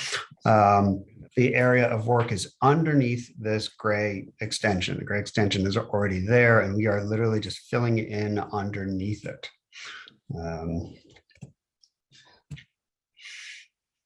So other views of the rear yard, you can see it's kind of a real mix of other kind of structures in the back. This is that view corridor. Come on here. Here's a photo of that view from Vanderbilt. You can see the existing conditions down on the bottom. Up on the top, we've kind of mocked up the infill underneath it as much as would be visible. The existing siding up here will be replaced with most likely a hardy board cement siding to look like with the siding right now. It's a kind of I think it's aluminum. The space underneath will match up there, so it'll all be one continuous facade. Section coming through, you can see how we've got a space underneath it. Now we're bumping out to fill it in on there. Existing and proposed, left and right. You can see basically just, again, filling in underneath here, not projecting out past the sides or the face of it. And the plans, the existing basement or cellar, bumping out a little bit here, but again, it's all falling within the existing area. And the first floor, basically making a large kitchen out of this mishmash of space, adding on to the space here. This is currently one apartment. It is staying one apartment. There's no work on the upper floors. It connects to the lower apartment via existing stairs. That'll be kind of reworked a little bit with no change to the visible kind of interior structure. It's a beautiful central hall that we will not be altering. And that is essentially it. It's a really simple, straightforward project. And I think if anything, it is an improvement over what is there. I'll go back up to the images here. I think that's kind of probably the best way to look at it. Mr. Gordon, motion to approve as Second. presented. Second. John do seconds. Thank you. Thank you. We have a motion approved and it's seconded. I'll just add that the groups that have approved it are the Society for Clinton Hill, from the Fort Greene Association, and from the Clinton Hill Fort Greene subgroup. So we have across the board, we have some approval on that. Are there any further questions or problems? Anything else from committee members? We're a community not- board. We heard from the community and we're approving it. Okay. All right, let's take a roll call on this one. Sure. Okay, Brian, go ahead. Ms. Ali, Yes. Ms. Blunt, Yes. Ms. Karstafen, Yes. Mr. Du, Yes. Mr. Flournoy, Yes. Mr. Gordon, Yeah. me also yes, Ms. Janner, Yes. and Ms. Stanton. Yes. Yes. Thank Okay. you. Ms. Nine Nine yes. is- Okay, right. Chair Gordon, may I just make a Okay, you got suggestion? it. Mm, yeah, Can we not have them describe the interior since we're not going to be voting on that? We don't care about the Not this- interior, but yeah, we actually care about the exterior, which we're voting on. So okay, my next, well. Okay. All right. Okay. Thank you very much. Okay, thank you. Okay, next one is also over in Fort Greene, 294 Clermont Avenue. It's work they want to do at the balcony at the rear facade, and about the work on the window replacement. Mr. And I Gordon, think also I've been informed that the same three groups have looked at these, has looked at the plans on 294 Clermont, excuse me, and they like it. yeah, but Mr. Gordon, when Yeah, they looked at it, somebody here from the organization, because when the plans was presented to them, it was one thing and now it's something else. So, Ms. Sinisi is available. Mr. Nisi is available to speak on it. They Okay, submitted well, something else to the office, to CB2. They revised the plan so the community didn't look at the new revisions. That's what I'm trying to say. I would suggest that we strike the letters then. Let's hear the presentation and then we can have a discussion. Is that okay? Okay, let's May hear I it. speak? Go I ahead, think I let's can hear it. save you some time. Well, first, let's get the presenter. No, we have should to get hear the presenter. presentation. Thank you. Yeah, we want to hear what the What was presenter just has to cited is present. not actually what. Okay, let's have the presenter present first. Go ahead. Hi, good evening. Also brief, my name is Mary Dirks and I'm the preservation consultant on this project. Also here tonight are the owners, Aaron Relaford, and I think there's Muriel Relaford and a small Relaford. And I'm hoping that the architect is here, Samantha Josephat. There she is. Can I share the screen? Yes, go ahead. Not it.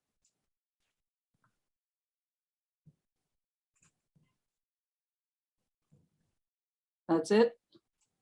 It's loading. Great. Could you zoom in, please? Is that good enough? That's great. Thank you so much.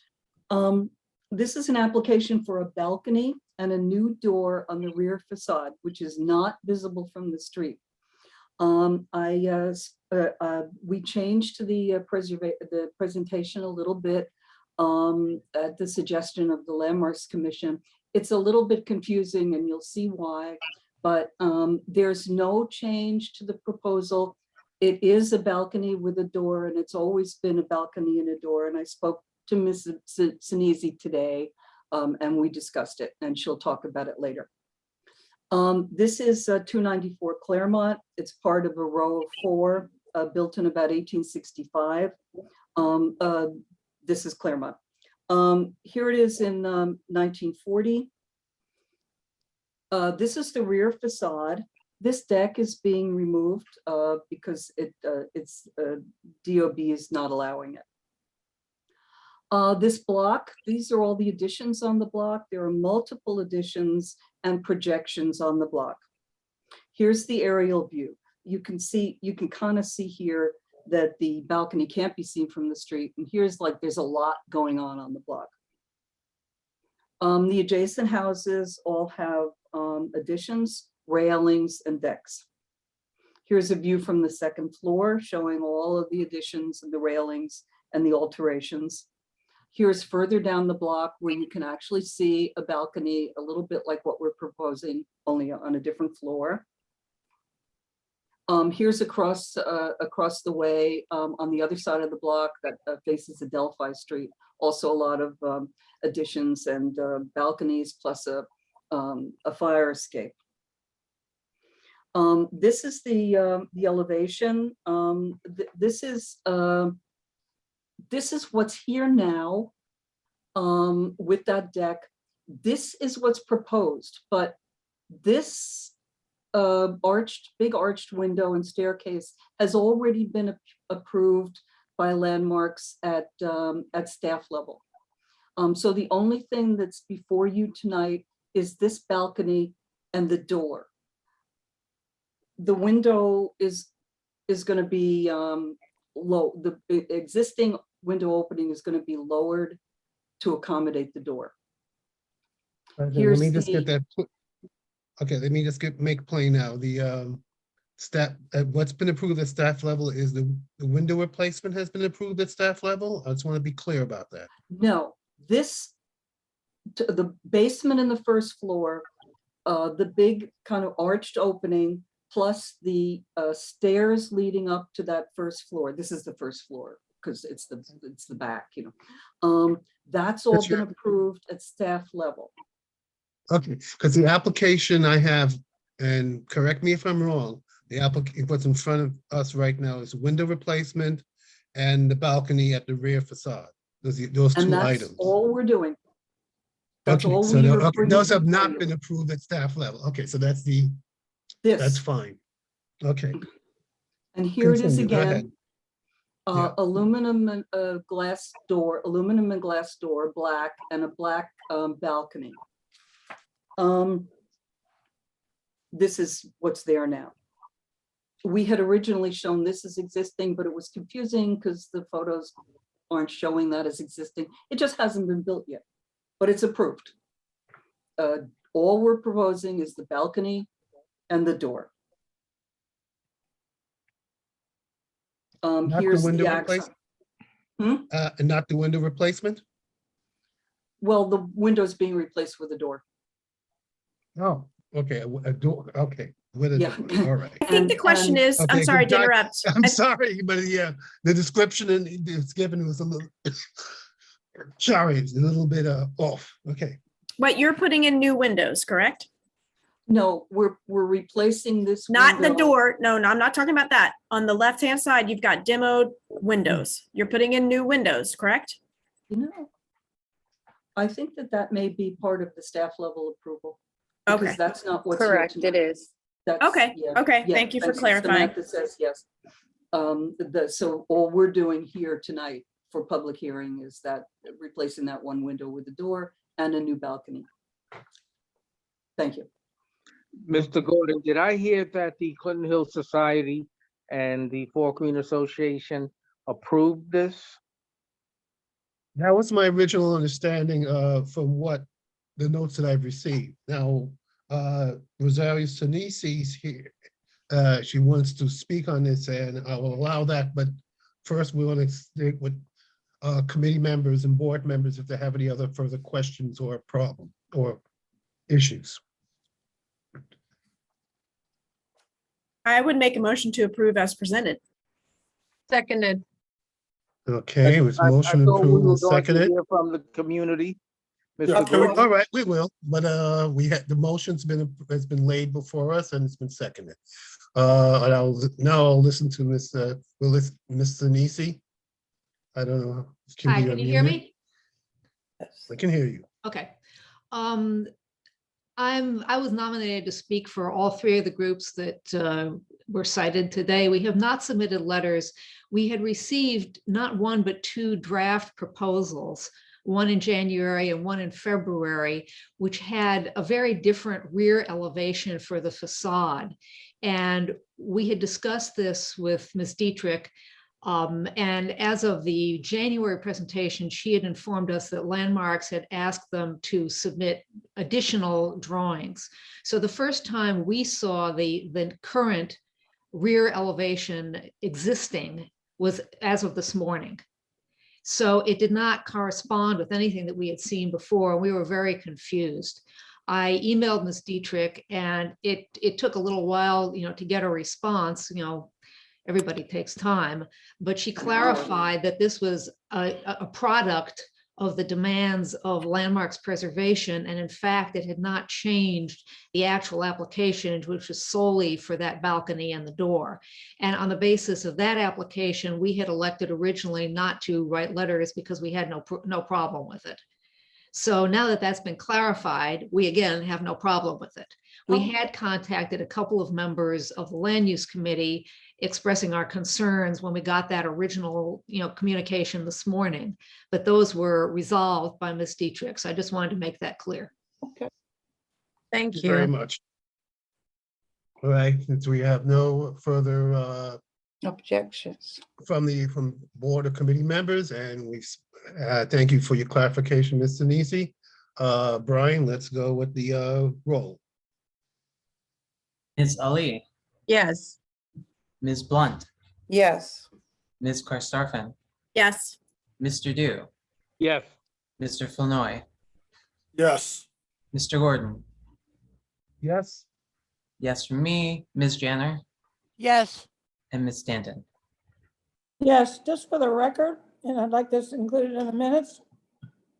I wish that the Landmarks Commission staff, this is not before us, so it's not relevant to the motion, but I just wish they had not approved that arch window. It looks like something you might find in Dumbo on the front facade, but I don't think it's appropriate in that historic district. But putting that aside, I vote yes on the motion. Thank you. Added your note to the minutes. Okay, thank you. Next application is for Thank you. 300 State Street over in Boerum Hill. Thank you very much. And they are asking to, for replacing a full white double entry door, with new door, work on, and work, let's say, yes. And there'll be new entry doors and new entry doors assembly, which are similar to the one at 302 State Street. Okay, so presenter, go ahead. By the way, the Boerum Hill Association was asked for their opinion.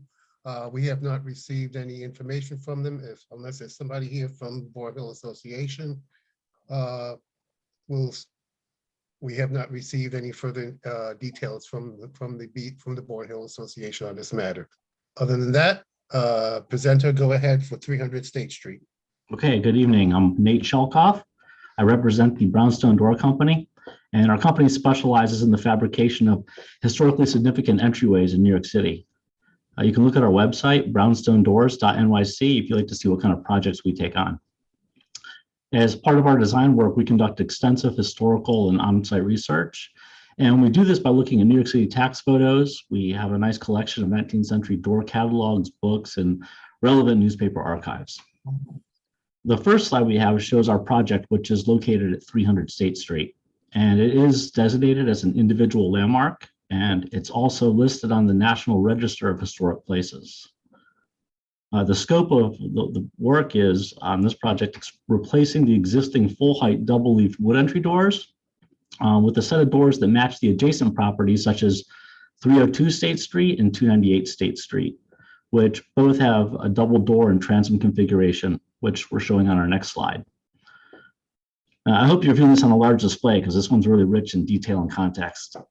We're showing a streetscape photo of State Street that consists of uniform brick row houses that were all built in the late 1840s and 1850s. Now 300 and 302 are shown right in the middle of the block. Each of these row houses was designated by Landmark Preservation Commission as an independent landmark.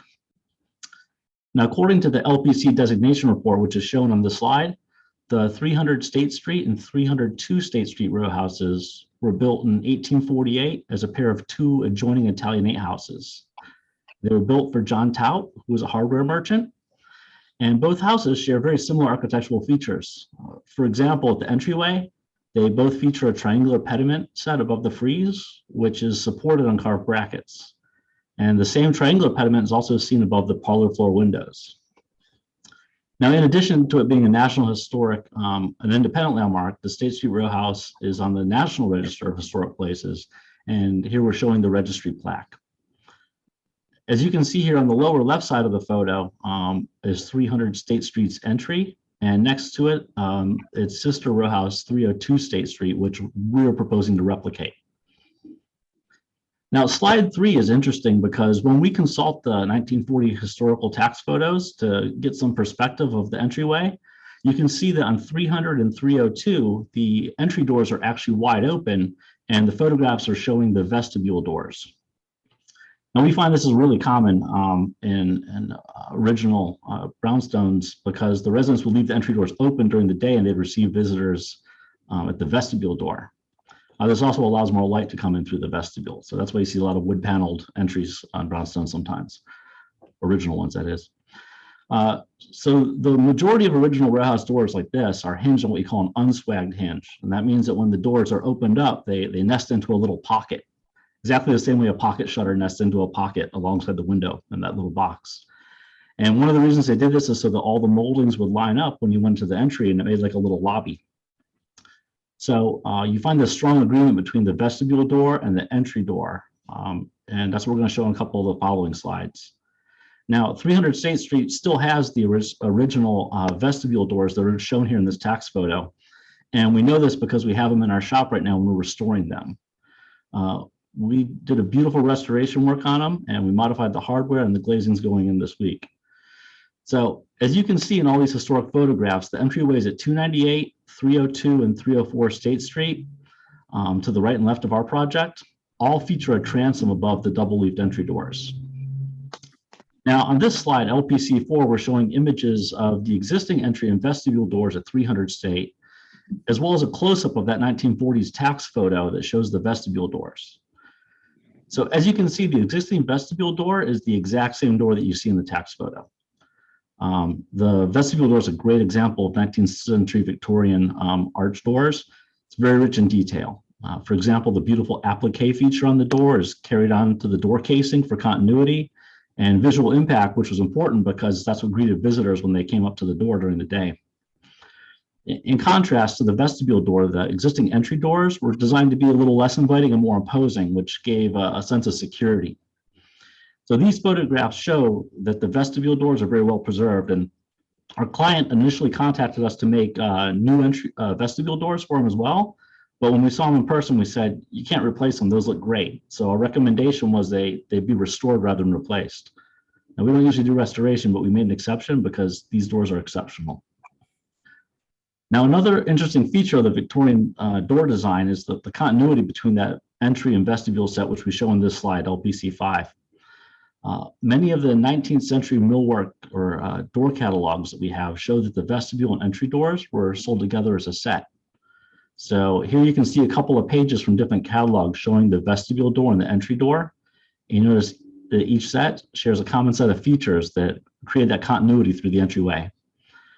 So this continuity is also visible on the entry and vestibule doors at 300 State. So as we can see, there are similar but not identical features at the bottom, such as the raised wood panel on both sets of doors.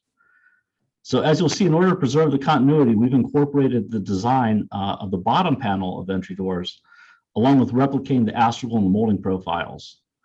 So this is what we're showing in the LPC slick slide. It's a drawing of the entry and vestibule doors. We're not going to dwell on it, but it's a nice drawing. So the next slide, LPC7, shows the drawings of the proposed entry configuration with the double doors and transom. So the double doors and transom will be installed on the existing jamb and enfrainment. We're not touching that. We're just going to slightly modify it so that the panels all align with our door configuration. Our next slide, LPC6, you can see the details of the proposed design. The doors can be fabricated and constructed using mahogany stiles and rails. It will have insulated glass units, making it more energy efficient. And the existing enfrainment and jamb are going to be preserved and weather stripped. Here we show a photo of the molding profile on the existing vestibule set. We're going to make an exact reproduction of that molding profile for the entry doors, and that'll preserve that sense of continuity that should exist between the entry and vestibule doors. Our LPC9 slide shows the transom details. So as you can see, we're proposing an insulated glass unit with a very historic wooden profile that resembles glazing putty. Sometimes we actually skim over the wood so it looks even more historic. On the next slide, LPC10, we show some other additional door details. One important feature is that we're lowering the flush bolts to a rather low height to accommodate our clients' needs, as it's not easy for them to open the door now. Another element of the door design is that the panel configuration aligns with the enfrainment. So on this slide, LPC11, we're showing a photograph of the existing enfrainment of the sister house, 302 State Street. And I'd like you to notice the number of enfrainment panels and how it aligns with the door transom configuration.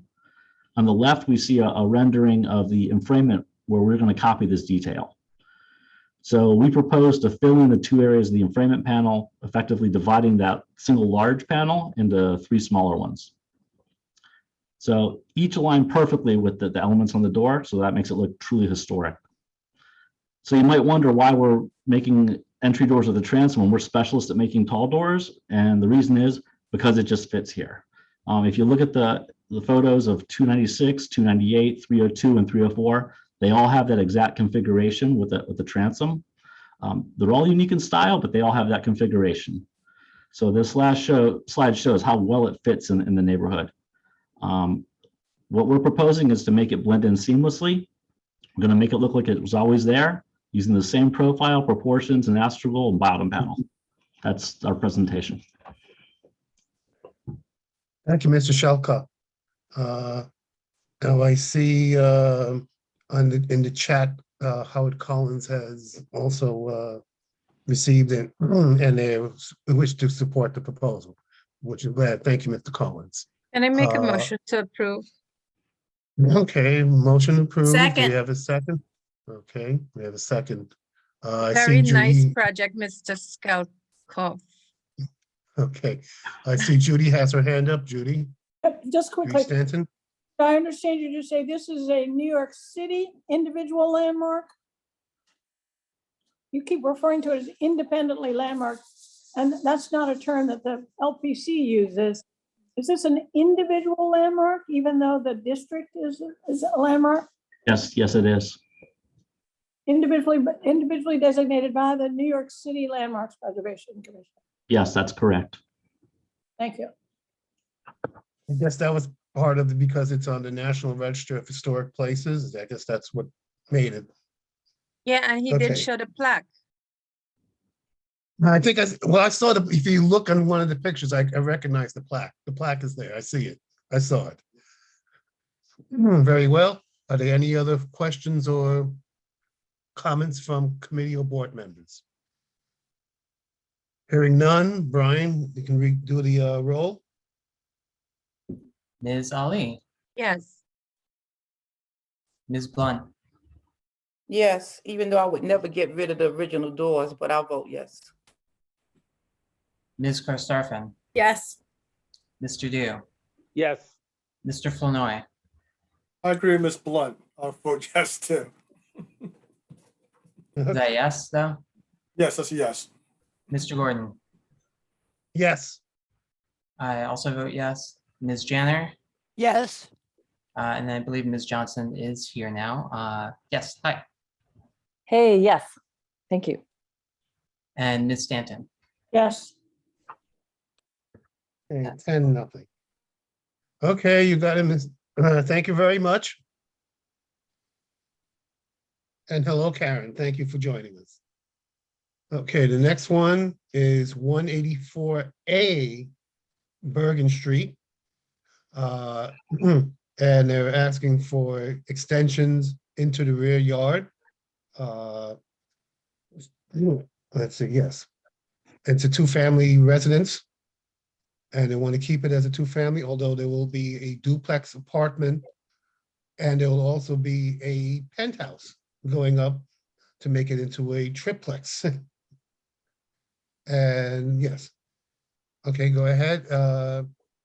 The presenter for 184A Bergen Street.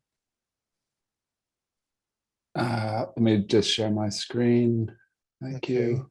While you're doing that, also there'll be a new deck as in the rear as well, up on the roof. Excuse me, on the roof.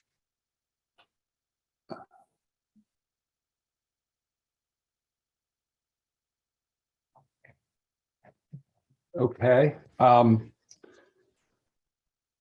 Good evening. My name is Ruben Jackson. I'm here to, I'm the architect for the renovation of 184A Bergen. And I'm presenting on behalf of the owners, Douglas and Jordan, who I think are also here in the audience. So here, you can see the photo of the block for 184 on Bergen Street, 184A. They, Doug and Jordan bought the house recently. It's actually in disrepair. It hasn't been occupied for years. And they're really looking forward to expanding it for their growing family and making the house a little larger to accommodate their needs and desires for the house. The LPC approval here I was told to reiterate that it's that less than half of the houses in the block have extensions, and that there's a couple of empty lots on adjacent blocks, so that the back is visible from Bond Street and Wyckoff Street as well, if there weren't trees in the way on there. So this is the existing. This is actually a mock-up photo with a mock-up of the penthouse addition on 184A, which is this house here. I hope you can see my cursor, but the mock-up is not visible from the street. We're preserving this valuable streetscape and roof line on this block. These are some photos of the rear yard. You can see it's there's storm windows on all of the existing windows, which are the original windows to the house, and that's the rear facade. The rear yard stretching back to the south side, and adjacent photos of adjacent properties for context. This is a closer up view of the front facade existing.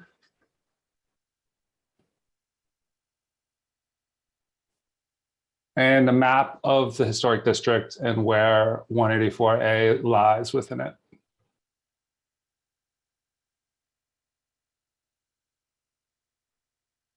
And a close-up view of the donut and the adjacent area. This just outlines renovations or additions in the kind of immediate vicinity, showing some penthouses and extensions that are recent. Again, this is a donut plan showing the 184A and the penthouse within context, and a site view. You can see the breaks on Bond Street and on Wyckoff Street, where the rear of the building is visible from the street.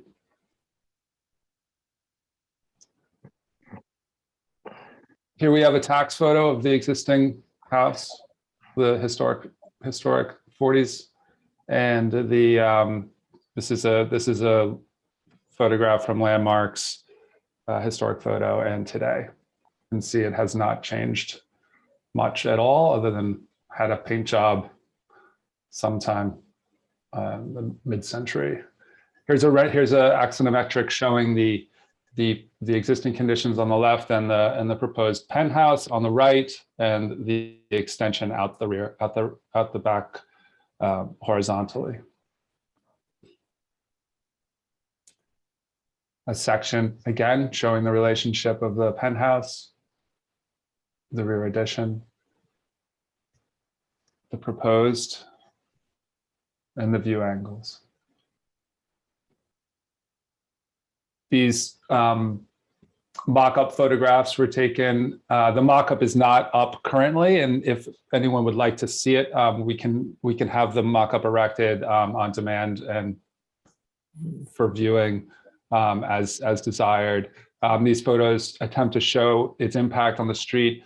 The railing for a deck that's on the front portion of the roof is completely not visible from any place along Bergen Street, as I mentioned earlier, and very important to maintain the character and view on Bergen Street, given its complete uniformity, and the fact that nothing else in our set of townhouses violates that line and consistency.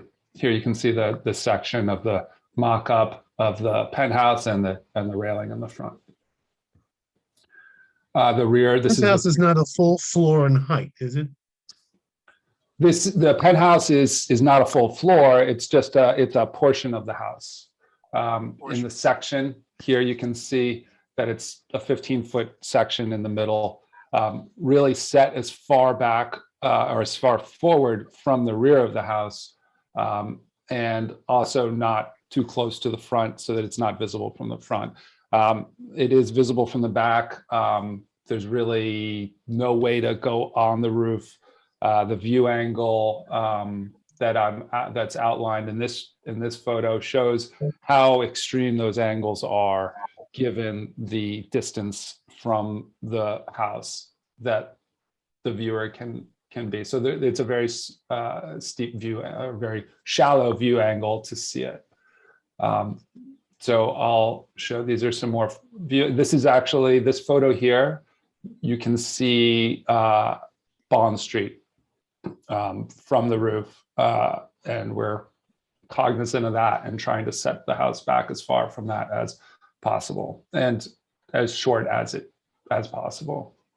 These are additional mock-up photos. This is really about as extreme a view as you can get of the roof and through the trees, and there is no visibility from Bergen for our, as is the case for all of our neighbors, immediate neighbors. These photos here show the view from Wyckoff. It's very difficult to see because of the trees, even without any leaves on them. If you go in there, you can kind of see a little bit of the orange netting that is on the mock-up. It's very difficult to see. And there would be no visibility of the addition from Wyckoff at all either, because it's too low. This view this is the view from Bond Street, where you have a vacant lot, and you can see a bit of the mock-up there on the roof, along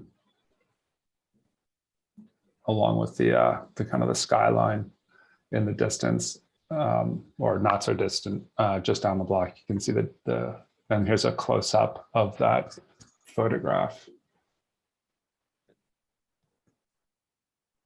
This is the rendering of the preliminary design of the addition on the roof, as well as the garden addition. On the garden level, garden and first floor addition, which is what's shown here, is we're trying to keep it very contextual and blending in with the surrounding buildings, which are not white. Obviously, they're brick, just like our addition. But it shows the massing and the desired additions. Here's a rendered view where you can see in context. I will say we are not putting a deck. This is an earlier rendering that was not updated before we sent our presentation, but there is no railing on the back. It was not mocked up, and it's important to us to keep the line of the rear, the line of the roof line on the rear. In discussion with Landmarks, they emphasize that as well. Can you keep that photo on the screen? Yes. Well, I have a question before that photo disappears. Carlton, is it? Yeah, go ahead. Okay to go ahead, did you say? Go ahead, yes. It looks very visible. Isn't this a view from Bond Street? Even without that vacant lot, isn't this very visible? This is from Bond Street, yes. Wouldn't you agree that's quite visible? Yes, from this is the exact view that is visible. This is the view. Right, okay.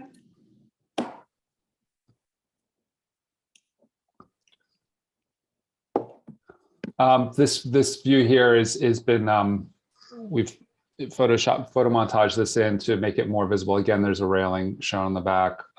There is no real visibility here along this corridor, other than if the trees were to be taken down, you would see the rooftop addition from Wyckoff. You can see that there.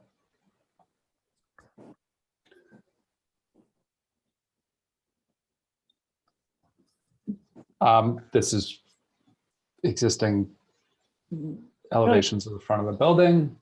This is the existing rear elevation. I will say that the windows are drawn incorrectly in this photo, in this drawing. We couldn't correct it after we sent the community board presentation in, but we are in communication with Landmarks, and we will preserve the, our windows are a little bit different than the neighbors. So part of this review will also entail the division of the glass on the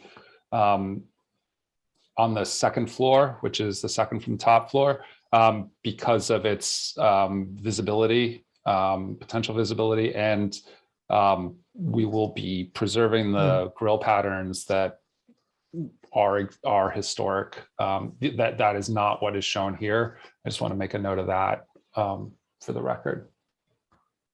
But we will be preserving the, I think it's 6/6 at the top and 4/4 on the second floor.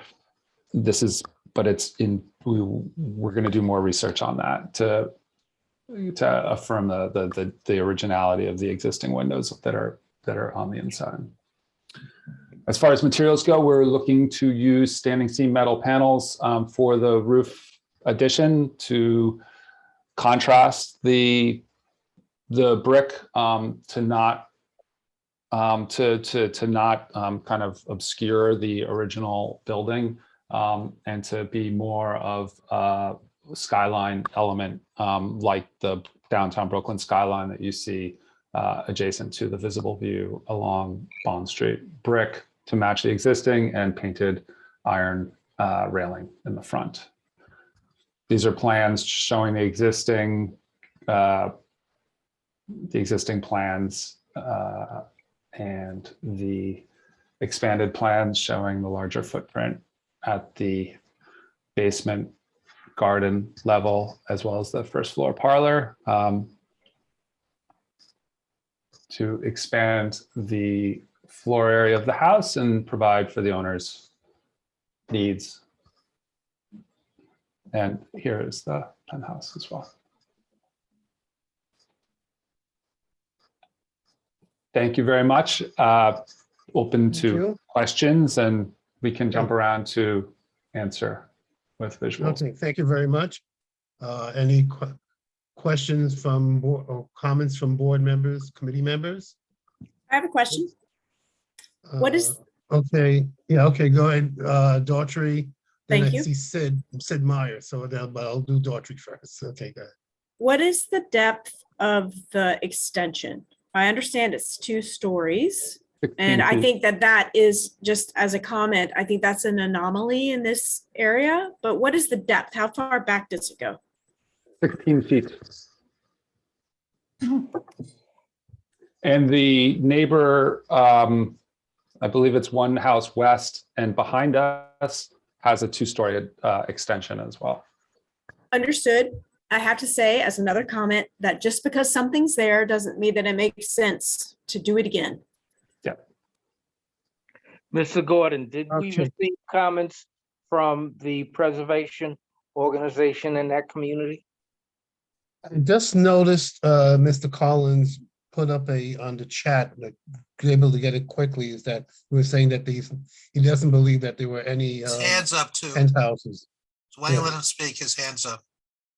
Okay, well then let me go over to Sid, because Sid was really the next person. So let me go. I'll defer to Howard. I mean, Howard's the. Well, Howard only gave a little piece of the. Well, he has his hand up. Let him talk. Please let him talk. If he's there, by all means. All I saw was just a chat. His hands up. Please let him talk. Sid, let the committee members speak first. Okay, Sid? Okay, I'm happy to.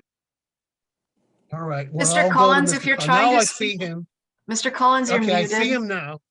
Okay, I see him now. So I'll go to Mr. Collins, right? If you unmute Howard Collins, and then we'll go to Judy Stanton. Mr. Collins, you're muted. I am happy Thank to you. speak. I'm happy to let the committee ask its questions and speak in the proper order. So I defer to committee members, but I do want to speak. I'll give you this moment, Mr. Collins. I Go asked ahead. Mr. Collins to speak now. Okay, then I am happy to do so. We are we are a little surprised. We think this is a lot with the penthouse. And in the chat, I was asking, I'm not entirely sure if there are other penthouses in the area, but I don't believe there's any on this block. And I think also when we look at this, we're upset about the penthouses as a concept. Technically not visible from the street. We believe it would be substantially visible from Bond Street and partly through the trees. And even when we do a mock-up, eventually this gets filled with glass and there's lots of reflections and lots of things that are not factored into these presentations, would make it even more visible. But also in the spirit of historic preservation, the houses across the street above the parlor floor and above, see these additions, and the modern addition and the materiality we also don't like. So we also think that the two things together, the very much large, deep extension, which even in the isometric we saw robs the next door neighbor of afternoon sunlight, is distressing. So this very large 16-foot rear addition, and as Daughtry pointed out, there may be other 2 stories on the block. We generally don't like those, but again, trying to match things but not yet extend them is also important. The 2 big factors together set a very poor precedent for this block and other blocks. There are other blocks that have a lot of intrusions. This block doesn't actually have them. We believe, would love to see you put the pieces back up again. We believe that it would be substantially visible at some points during the year, and reflections I just mentioned. And even with some reductions, for instance, the penthouse only at under 9 feet is still very visible. Also as a concern, not as a deep concern, but again, without really finishing what you're talking about, you mentioned the rear design, the rear wall. We have questions about the materiality, the brick patterns, how much blending could be considered. So in summary, both these elements we feel are out of character with the historic district and with the existing additions on this block due to their scale. Thank you. Very good, Colin. Okay, now I'll go in order of, I see hands up. First Judy Stanton, then Esther Blunt, and then Bill Flanoy. Well, Okay. okay. I'm concerned by what Howard I had. I wanted to know, I'm concerned about what Howard said, but I really wanted to know, why is the mock-up, why was it taken down? We ought to be, before a community board review, mock-up should be up. Why was it taken down? It was a temporary mock-up. We didn't have a permit to erect it and leave it erected. So the idea was to take it down and put it up on demand. If you'd like us to re-erect it, we can do so. Our staff come and see it. Excuse me? Preservation staff come to the block. Yeah, absolutely. Yes, we're in communication with the preservation staff, and absolutely we're scheduling to, yes. And they made a site visit. No, they haven't seen it on site yet. And it's down, so they can't see it on site. They can see it on site anytime they would like. We can have it put back up. Put it back up, I see, okay. Yes. Okay, Esther Blunt. I just want to know, have you talked to the neighbors on either side and see how they feel about this? Because that rear yard extension is quite large. I believe we have been in contact. Unfortunately, I do not have any correspondence with them. Okay, John Doe. There is an extension on one side of on 186 has an extension, which is partially will have to be kind of bumped. We would have to mediate a little bit of that. It's shown in the drawings. There's a little bit that has to be cut off in order to extend ours. Next to John Doe. Yes, Mr. Gordon, we have heard from the community, and the community objects to this. We are a community board. I make a motion that we deny this application for all of the reasons that have been presented by Mr. Collins and other committee members. Do we have a second? Second, Okay, this is, Mr. Du, could you speak into the record, please, the specifics of your motion to deny? You're asking me? Yes, please. yes. All of the issues that were raised by Mr. Collins. I didn't write them down, but we did get something in writing, and what Mr. Collins spoke to was very specific. So I would include what Mr. Collins indicated as a rationale for my motion to deny, because it's a community organization and he represents that community, and we're a community board. Thank you. So just to be clear, it's a motion to deny per comments submitted by BHA. A vote of yes is an agreement to deny. A vote of no is in disagreement to deny, just to be clear. That's correct.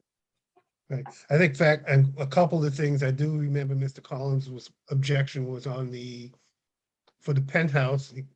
They were concerned that there are no other penthouses in Boerum Hill.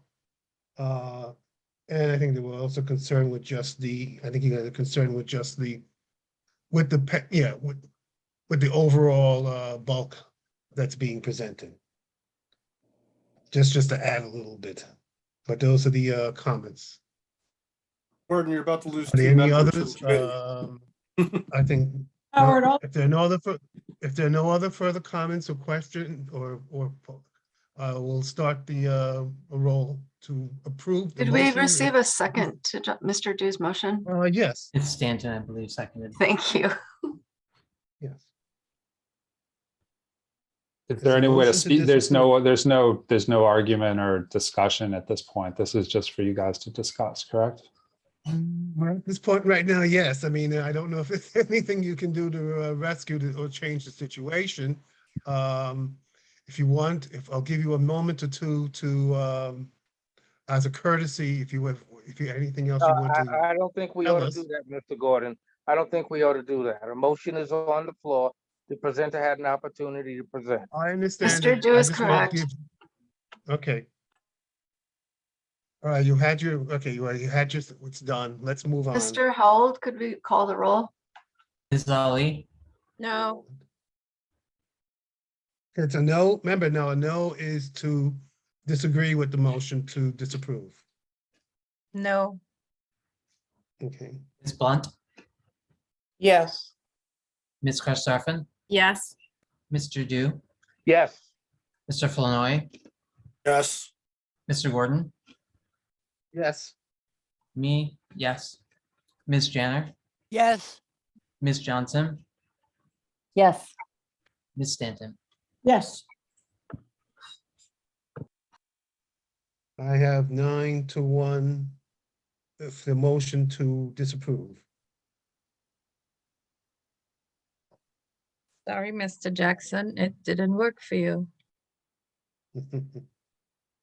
But if it's, I think what I would suggest, Mr. Jackson, perhaps is sit down with, and meet not only with the people in nearby, but also especially with the Boerum Hill Association, go over what are their problems and objections, perhaps some kind of, something else can be brought up.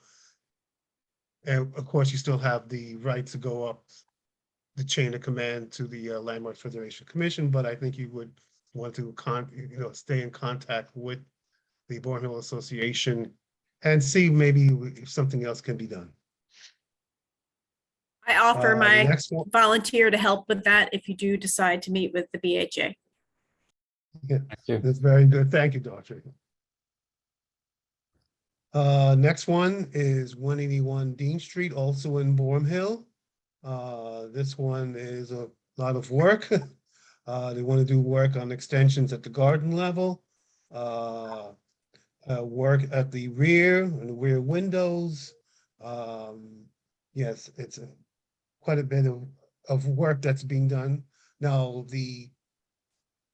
applicant states that there will be the extensions will not interfere with any of the neighboring, because it's part of an extension at the rear that's being asked for this garden level extension. They feel that it will not interfere with neighboring buildings or neighboring houses. However, we have received, first from Chris Penta from 183 Dean Street, who believes that it will interfere with his home, and that we also received from 191 Dean Street from people who are, a couple of people who are very active, Thomas Brown and May Swingart, sorry, Meg Swingart, sorry, that this is a problem for in the community. I haven't heard from the Boerum Hill Association yet, and we'll do that. But I just want to state that we have received these information from people on the block. But go ahead for 181 Dean Street. Good evening. My name is Douglas Gauthier. I am the architect for 181 Dean. That is a project, a building purchased by my wife and I, that we are presenting a proposal for our renovation work. I'm going to share my screen here and hopefully get through these 13 slides efficiently. I know it's a late night. Is this? Yes, there we go. The application is to repair existing garden level extension and construct a vertical addition on the parlor and second levels. This work does not add to the building's existing footprint, and we're attempting to put in a historically appropriate material with all new wood windows, rear windows, and the same 2/2 layout to match the facade. There were a couple boiler violations on this project that have been removed. We have shared this project with Howard Collins at the Boerum Hill Association. This presentation is a result of a full project presentation we submitted to the LPC, and a good portion of the work we're doing on the front and some of the rear windows is being handled at the staff level, and LPC has deemed that this proposed addition to an existing extension be given public review. So this first page shows the extended Boerum Hill Historic District. It shows 181 Dean in the 1940s, 1980s, and currently. The block plan shown here has all the heights and extensions shown in colors and numerals. There's a gap in the block massing at Bond Street that presents a minimally visible, if visible at all, view of the proposed work. That's from here. This axonometric drawing is of that block massing, and it shows our proposed 3-story extension would not be the only 3-story extension in this block massing. There are some 24 extensions among the 41 buildings on the block, and they are predominantly 2-story, but there are also 3 1-story extensions and 2 3-story extensions. These panoramas are looking south at the rear facades of Dean Street and looking north at the rear facades of Pacific Street below.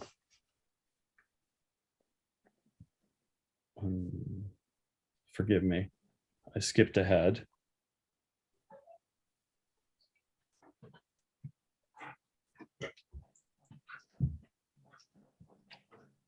Oh, this is embarrassing. There we go. This is the photograph at Bond Street of that massing gap with the vertical white lines locating 181 Dean and the proposed addition. In terms of visibility, the proposed work is minimally visible at best from Bond Street. The existing rear facade at 181 and its adjacent buildings, 183 and 179. The red box indicates the current so-called pork chop extension that we are looking to work with. This is a first option elevation. Both options of our proposal include a wood-clad rain screen for the addition, and then we maintain the all-wood 2-on-2 windows to match the front historic facade with multi-paned wood French doors at the garden and parlor floors. The second proposal has the same window and door parameters, but this shows a horizontal siding with an open guardrail at the second floor terrace. These are the existing plans of the building on the garden and parlor level. These are the proposed plan, a portion of the proposed plans at the garden plan, the parlor plan, the second level plan, and the third level plan. This plan makes no extension of the building footprint. It is fairly humble at 200 square feet versus about 600 square feet for a full width extension. And it's not maximizing FAR. So while it is 3 stories, it is quite diminutive in size. Here are some comparative sections of the existing rear wall and addition with the two proposed options for front rear wall and addition. Excuse me, for rear wall and addition. Then this is a photo of the existing rear yard with a rendering of option 1. Cladding material is similar in cost to stucco, but we feel it's more appropriate material-wise. And then this is that second option shown again with the composite comparative photo of the existing rear yard and option 2 with the guardrails at the top. That's our presentation. Thank you very much for staying on a long night, and we look forward to answering questions from anyone and all of you. Thank you. Can you go back to slide 12? Absolutely.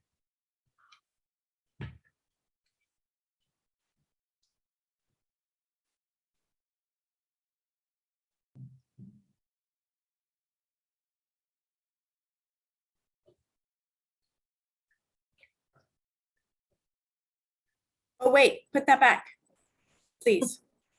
I didn't take it away. I'm sorry. Apologies, Taya. apologies. What we were looking at was option 2, correct? One second. I Mr. think Cotier, option could you share slide screen 12 is again? option 1. There's Okay. there's a parapet solution and a guardrail solution. There we go. This is option 1. And can you please go to option 2?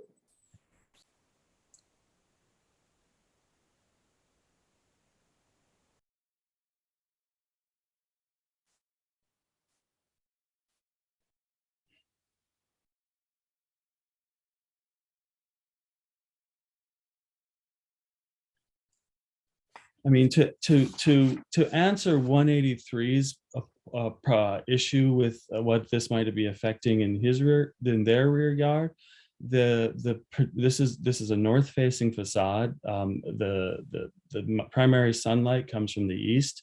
The east sunlight would be shadowing the rest of the building. It doesn't reach into 183, and there's very little west light that would bring a shadow into 179. So I'm not sure how this affects the building next door. Mr. Gordon, do we have any commentary from the local See, preservation? Mr. Collins has his hand up, so I'll hop over to Mr. Collins, if you're ready. Yes, thank you. I appreciate the time to speak. I was concerned that when I took a walk and I looked, because of the height of this, even on the drawing you show, I think we're going to see, and again, I prefer option 2 because it's less bulky and might reduce this issue, but it felt like the view plane you saw, which only goes to the ground floor and the parlor floor, at the top part of this would be visible from the side view from Bond.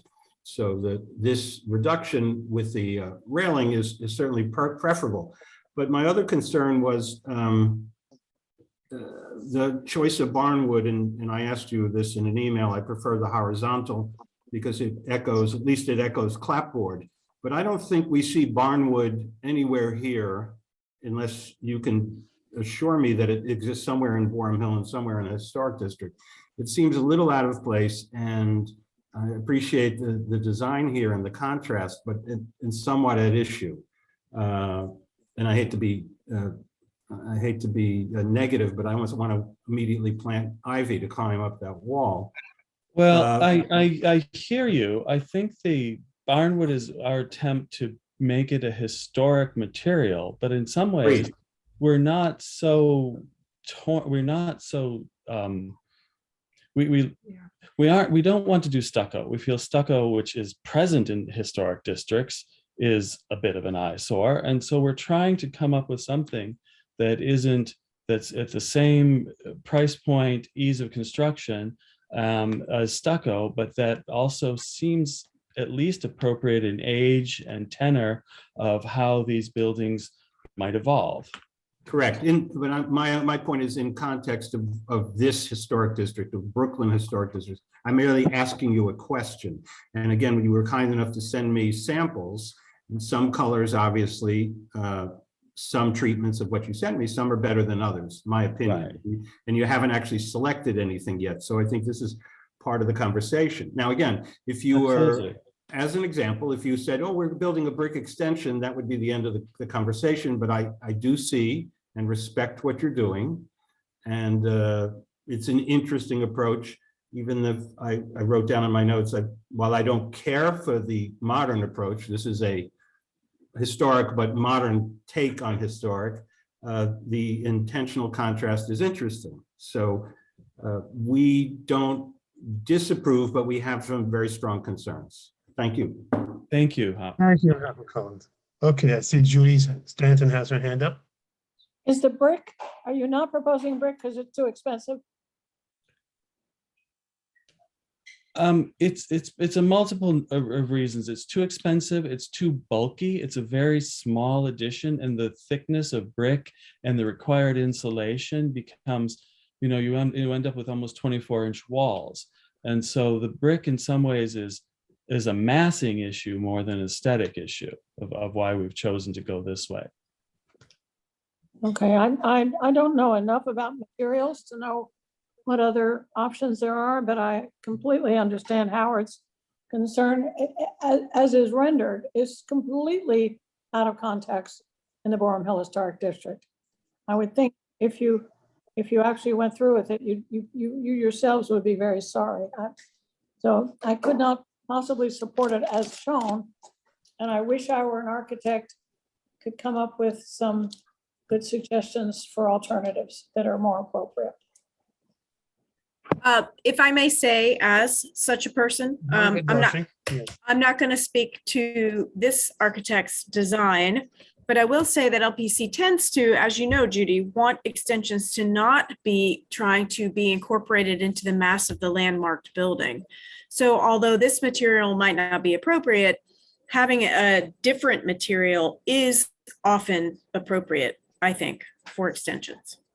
To know the history. It's like in the Roman Forum where the pieces that have been rebuilt are clearly another brick or clearly another material, so that you understand what is original and what is an evolution. So I just lost my... This was the image. This was the image of the barnwood submitted. That was one of the images, yes. Is this, who's showing this? The community board or the district manager is showing it. Thank you. I mean, we're also open to painted wood. I mean, look, in some ways the material is a secondary to this project. I mean, we're in all earnestness, we're trying to do, I do a lot of work on McKim-Mead and White buildings, and I feel that we were making a very earnest attempt to fit in with the spirit of the community, and that it would be in addition to the block massing in the rear yard. Audrey, what would you suggest? Would you bring up the donut plan again, please?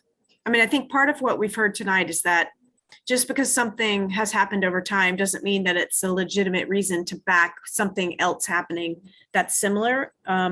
So I guess I think for me, the main concern is not materiality, is more about contextuality and whether that extension makes sense in the donut of a historic block.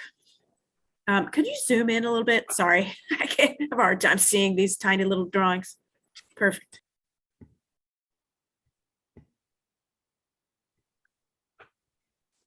Right, and so what you're proposing here is actually something that is an anomaly to the block, to the donut. Whereas you pointed out that there are extensions and they vary in height. Almost all of them are full widths and not as high. This you're proposing is a fairly tall, very small extension. So it's just, you have a 2-story extension. There's 2 of them right next to each other on Bond Street, but this is a three-story extension. So it's a little bit of an anomaly. I'm trying to get my head around it. Well, it's a humble, in some ways, it's a 2-family project. We don't need that. We don't need the full extension. We don't want to take away the light from 183 with the full, if we go out 12, 14, 16 feet. And in some ways, we're just trying to keep the footprint. And I think this is in some ways a well-considered tiny addition that does a great deal of work for the way our family operates and the way that we would live in this building. Mr. Gordon, my point is that we can either approve this with all of these recommendations or deny. John, we're not hearing you. We can either approve this with all of the recommendations or deny it because of. So how does the committee feel we ought to approach this? I would like to make a motion to approve Okay, with some recommendation about taking into account some of the recommendation of the Boerum Hill Group and our own in-house architect. May I add on that? I'll Sure. second that recommendation, and now we're in the portion to. is that a second? I heard John, your somebody. voice is going vague. You need to get closer. I said a recommendation has I been made. heard Miss Ali's motion with the recommendations. Yes. I'll second it just to keep things moving. I second Miss Ali's motion. Friendly amendment. You know me, I'm friendly. Okay. Wait, Um, I- hold on. I'm sorry. Before that, what are the recommendations? I heard recommendations, but they were not specified. That's what we're pointing out now. Okay. I think one of the Daughtry, you're on recommendations mute. was. I Sorry, would Ms. Brown. suggest that, I heard the BHA say very clearly option 2 was preferred with the rail, not the parapet. I also think that I'm hearing pretty consistently a consideration of materiality. So I think, we would ask that you consider perhaps another material to clad the bulk of option 2. Could we ask that he works closer with the landmarks to come up with the most appropriate material? Could that be the recommendation? Well, I mean, That's as I said before, I think that Yes. landmarks encourages the bulk additions to be a different material. And I don't want to undermine a fellow architect, because I think that but I do recognize that there's some concern about the type of material presented. Right, so the motion will be option 2 with a recommendation about revisiting the materiality closely with landmarks preservation, LPC. Is that it? Is that the Yes. Do you accept? Okay. Yes, I do, if that's what you're meaning. I do. Okay, so Brian, did you get that in the minutes? Yes, the friendly amendment recommend the guardrail option and to. Option two from as presented. Okay, that is a guardrail one, right? Yes. Cool. Yeah, And then to reconsider the material in conjunction or in cooperation with LPC. Good. Carlton, you seconded that, right? I second it. Okay, so I guess we could vote and move on. All right. Okay. Any further questions or comments? I'm not. If not, yes, following did you- What the motion is going to say. This is going to be an approval. yes. Will be an approval. Approval with two our recommendations. With the recommendations. Okay. Are we, but I didn't hear anybody make a recommendation to reconsider the height. Did I? That was not part of the recommendation. Okay. No, it was to choose between option 1 or option 2. Okay. Call it, Brian, please. The roll call. Mr. Gordon and Ms. Karstafen, I need to update the committee that we have received confirmation that Ms. Richardson is officially a member of this committee.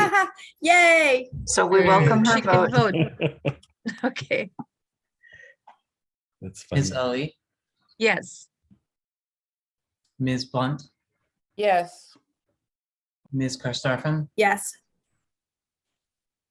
Mr. Dew, Yes. Mr. Flournoy, Then is that abstention? that is an abstention, yes. Thank you. Mr. Gordon, Yes. me, yes. Ms. Janner, Yes. Ms. Johnson, No. Ms. Richardson, Yes. and Ms. Stanton. No. Can we get Mr. Dew's vote? I heard Yes. yes. He said yes. So it's Yeah, 7-3-1. Is that it? I I have see. 5, 6. I have 8, 8-2-1. 8-2-1. 8-2-1. Yes, Okay. 8-2-1. Oh, I didn't. All right, after all that, you got. Okay, you got it. With recommendations. Thank you. Thank you. Thank you very much. Next. We're already working with LPC and appreciate this, your time and effort with us. Thank you. You're welcome. Next, actually, this is over to us now. And this is the hard work of our Daughtry, Bill, and Irene for the concerning with the AMI levels. We have been concerned about this for quite a while. And I guess maybe we'll start with, I don't know, either Daughtry or Bill, you want to start it off? What's your recommendations? Yes, but I'm just going to jump in real quick because I really have like 5 minutes and I have to go. And so what I'm going to do is share something and Bill jump in. So Go ahead, Daughtry. what we tried to do is to interpret, as you know, AMI is set by HUD, which is a federal agency. And Could you as we, zoom in, please? what? Could you zoom in, please? Yeah. Thanks. And as you also know, it includes the metropolitan area of New York City. So it is grossly overinflated in terms of real actual affordability for people in Brooklyn and in Community Board 2. So in the purple, we have the federal limits set by HPD and HUD for different family sizes and on different scales of income. So you see from left to right, it goes from 30% AMI, which is extremely low income, all the way to high income, which is 165 of AMI.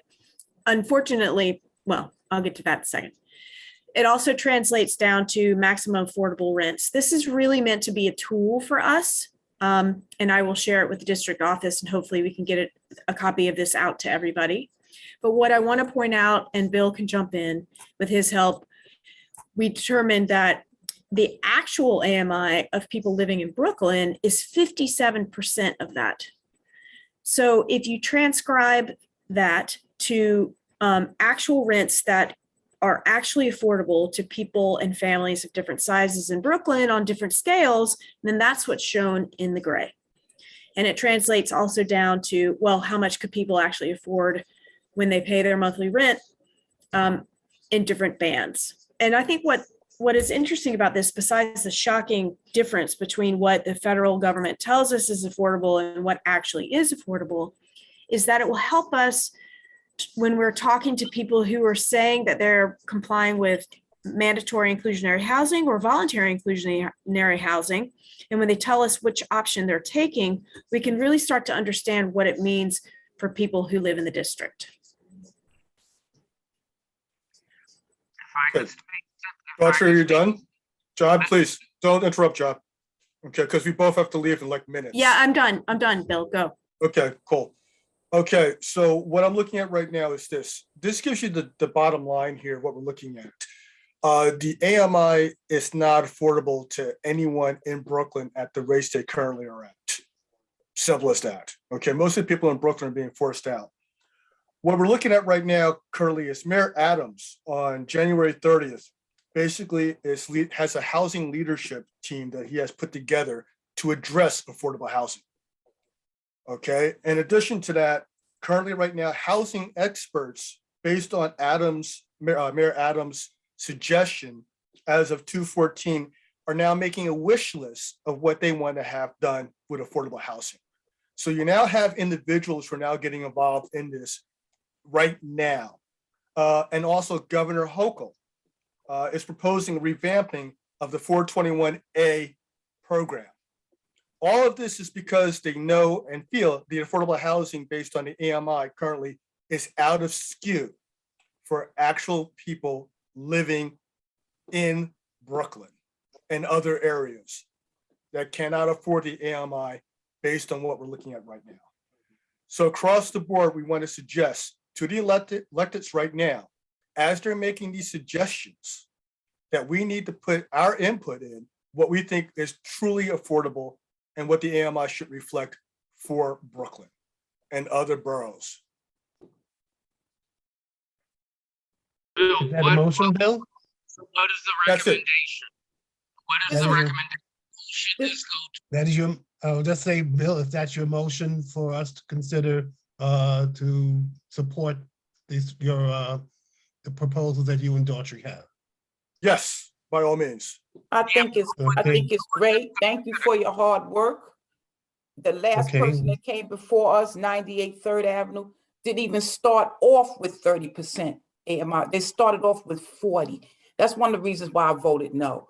But I think this is great and I support it. You seconded, Esther? Yes.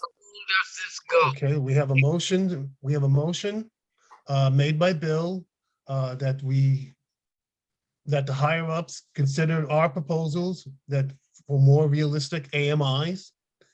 We have the statistics before us and second. Mr. Gordon, discussion? Mr. Gordon, Yeah. I think that Mr. Dew is maybe trying to raise a relevant point, which is we cannot address this to the higher ups. To which agency is this being addressed?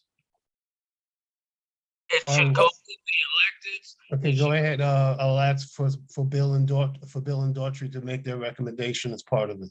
And Mr. Dew, just so you know, we're having a really hard time hearing you. Okay, guys, I gotta leave now. Okay, I'm up. All right, Okay, but I think it sounds like, Bill, that this would goes to all the electeds, would so go- we have an idea of what we believe. Okay, thank you. this would go Okay. before elected officials as opposed to an agency. No, it should go to everybody. You know, we have to get everybody on the same page. We have to do this broadly. I think we need to consider also sending it to those folk who are applying to Community Board 2 with a building that has affordable housing. Everybody's got to be on the same page. We need to draft a letter that suggests that this is what should be adopted in Community Board 2. Agreed, Mr. Dew. Absolutely should be considered in terms of people coming to us and asking for things, consideration, approvals, letter of support, whatever. They need to know what we're looking for. And what we're looking for is true affordability. Absolutely. Everybody should be notified that this is what we want to. I'm not quite sure how we say it based on this report. Should we then vote on it? Oh, sorry, just want to interrupt. It was Mr. Dew's, was it, you trying to make a friendly amendment that we also have the board send these materials to every applicant for MIH? Absolutely. Yes. These are the folks who are going to be putting this together for the community. They should know what we want. Okay, the only issue is the person who made the motion is no longer in the room. So, Mr. That's correct. Chair, what do you want to do about that? I might also suggest separating the two issues. One is a motion to external elected officials. One is an administrative process change that you'd like to suggest for this community board. Apologize. That's no problem. Okay, I don't have a problem with that. And since we did lose the person making the motion, but we could, I think we, well, I'm trying to think if we should just incorporate everything or just leave it be, or make a separate. Well, we can't because he's not here. Why don't we just vote on what his motion was? And then internally, the office could send the letters to the applicant. Let's do what Thea just suggested. The administrative process change doesn't require a vote at all. Right. Okay, so we'll leave that off then. We'll leave off the administrative process. So we'll just go with what we have and what's been proposed. Are there any further comments or questions on that? If not, Brian? Irene. Yes, Irene. Yeah, I would just Go want to, the research I had done in the previous year shows that the MIH, all it has done is gentrify our area. Our demographics are changing, and they're changing quickly and rapidly against the people who were typically in this area in the last 50 years.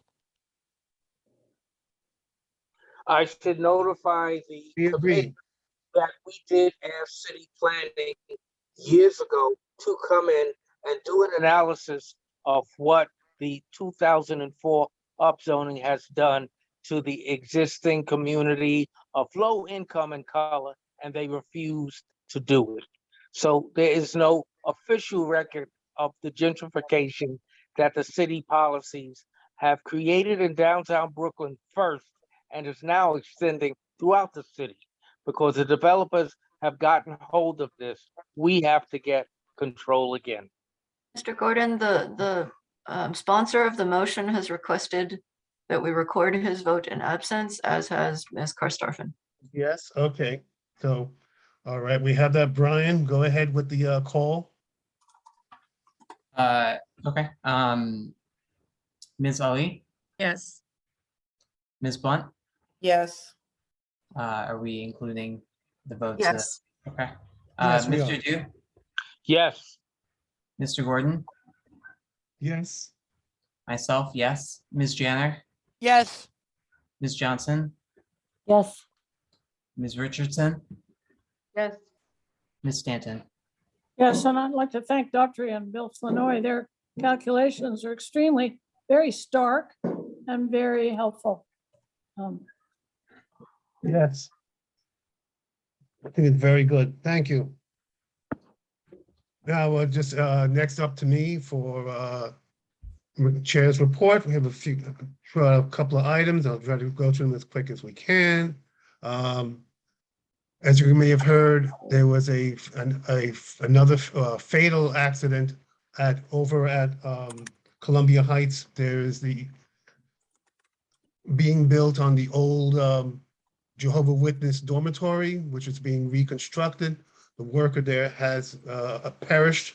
There's been a number of DOB complaints about the situation there. Supposedly the DOB is pushing that, but this is something that is of concern, especially, you know, being the safety of the people who are working and providing these places in our community. One other better thing is that construction is nearly complete over at 50 Nevin Street, which is a, I guess it used to be considered just a halfway house, but now it's being built on the Immelhorn Street side to make additional, I guess, additional units. We did approve that about a year or two ago, and that construction there is nearly complete. The city council is putting up, supposed to be putting up a vote tomorrow concerning the I guess we call them restaurant sheds, to make them, you know, to at least extend their life. I don't know if there's been some proposals to make it permanent. We'll see where that goes, but that is before the city council. I understand that the city council will be voting on that tomorrow. And in the New York Times real estate section pointed out that it's the Brooklyn median price of a house. The Brooklyn median price of a house is now $941,000. And that's without all our, AMIs worrying, but just the real estate pressures that exist in this, in our neighborhood. Next is will be for community. Anything from anybody else who's not a member of the board or a member of the committee who has something they wish to bring up to us, please do so. Mr. Friedman had a quick question. Mr. Friedman, feel free to come off mute. Oh, sure. I think talking to you over chat, I think it's better for the executive committee meeting, but thank you. Okay, no problem. Thank you. Okay. If not, then are there any other business that's going before this committee? Mr. Gordon, you just mentioned the sidewalk cafes and the city council voting. We have not weighed in on that. We have lots of experience and they're voting on something without hearing from the community board. I don't understand how that happens. We need to bring that up. Mr. Duke, could we hold that for the transportation and public safety meeting tomorrow? Sure, we can. Okay, we have more information to share, I promise. I think But it they're makes voting sense. tomorrow, correct? Now, the other piece, Mr. Gordon, I needed to point out that according to DOT, the developers developing a parcel will also have to be responsible for ADA compliance of the sidewalks on the block where the development is happening. So that's a transportation issue, but it actually involves the developers, which is Landmark. So we need to talk about how we're going to coordinate that into the Landmarks Committee.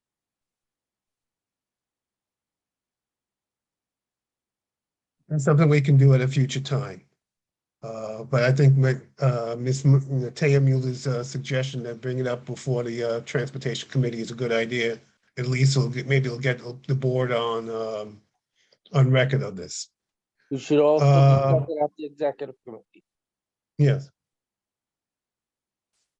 Okay. Oh, and again, I was saying thanks, Ms. Richardson. Yvette Richardson is on our committee. Just don't go away yet, because I do need a contact for you, some kind of contact information. So don't log out yet, Ms. Richardson. But other than that, I have nothing. We have nothing else. Motion to adjourn. So moved. Second. Okay, thank you, everybody. Thank you for this long one. It's 9 o'clock. I just wanted to get, okay, yes.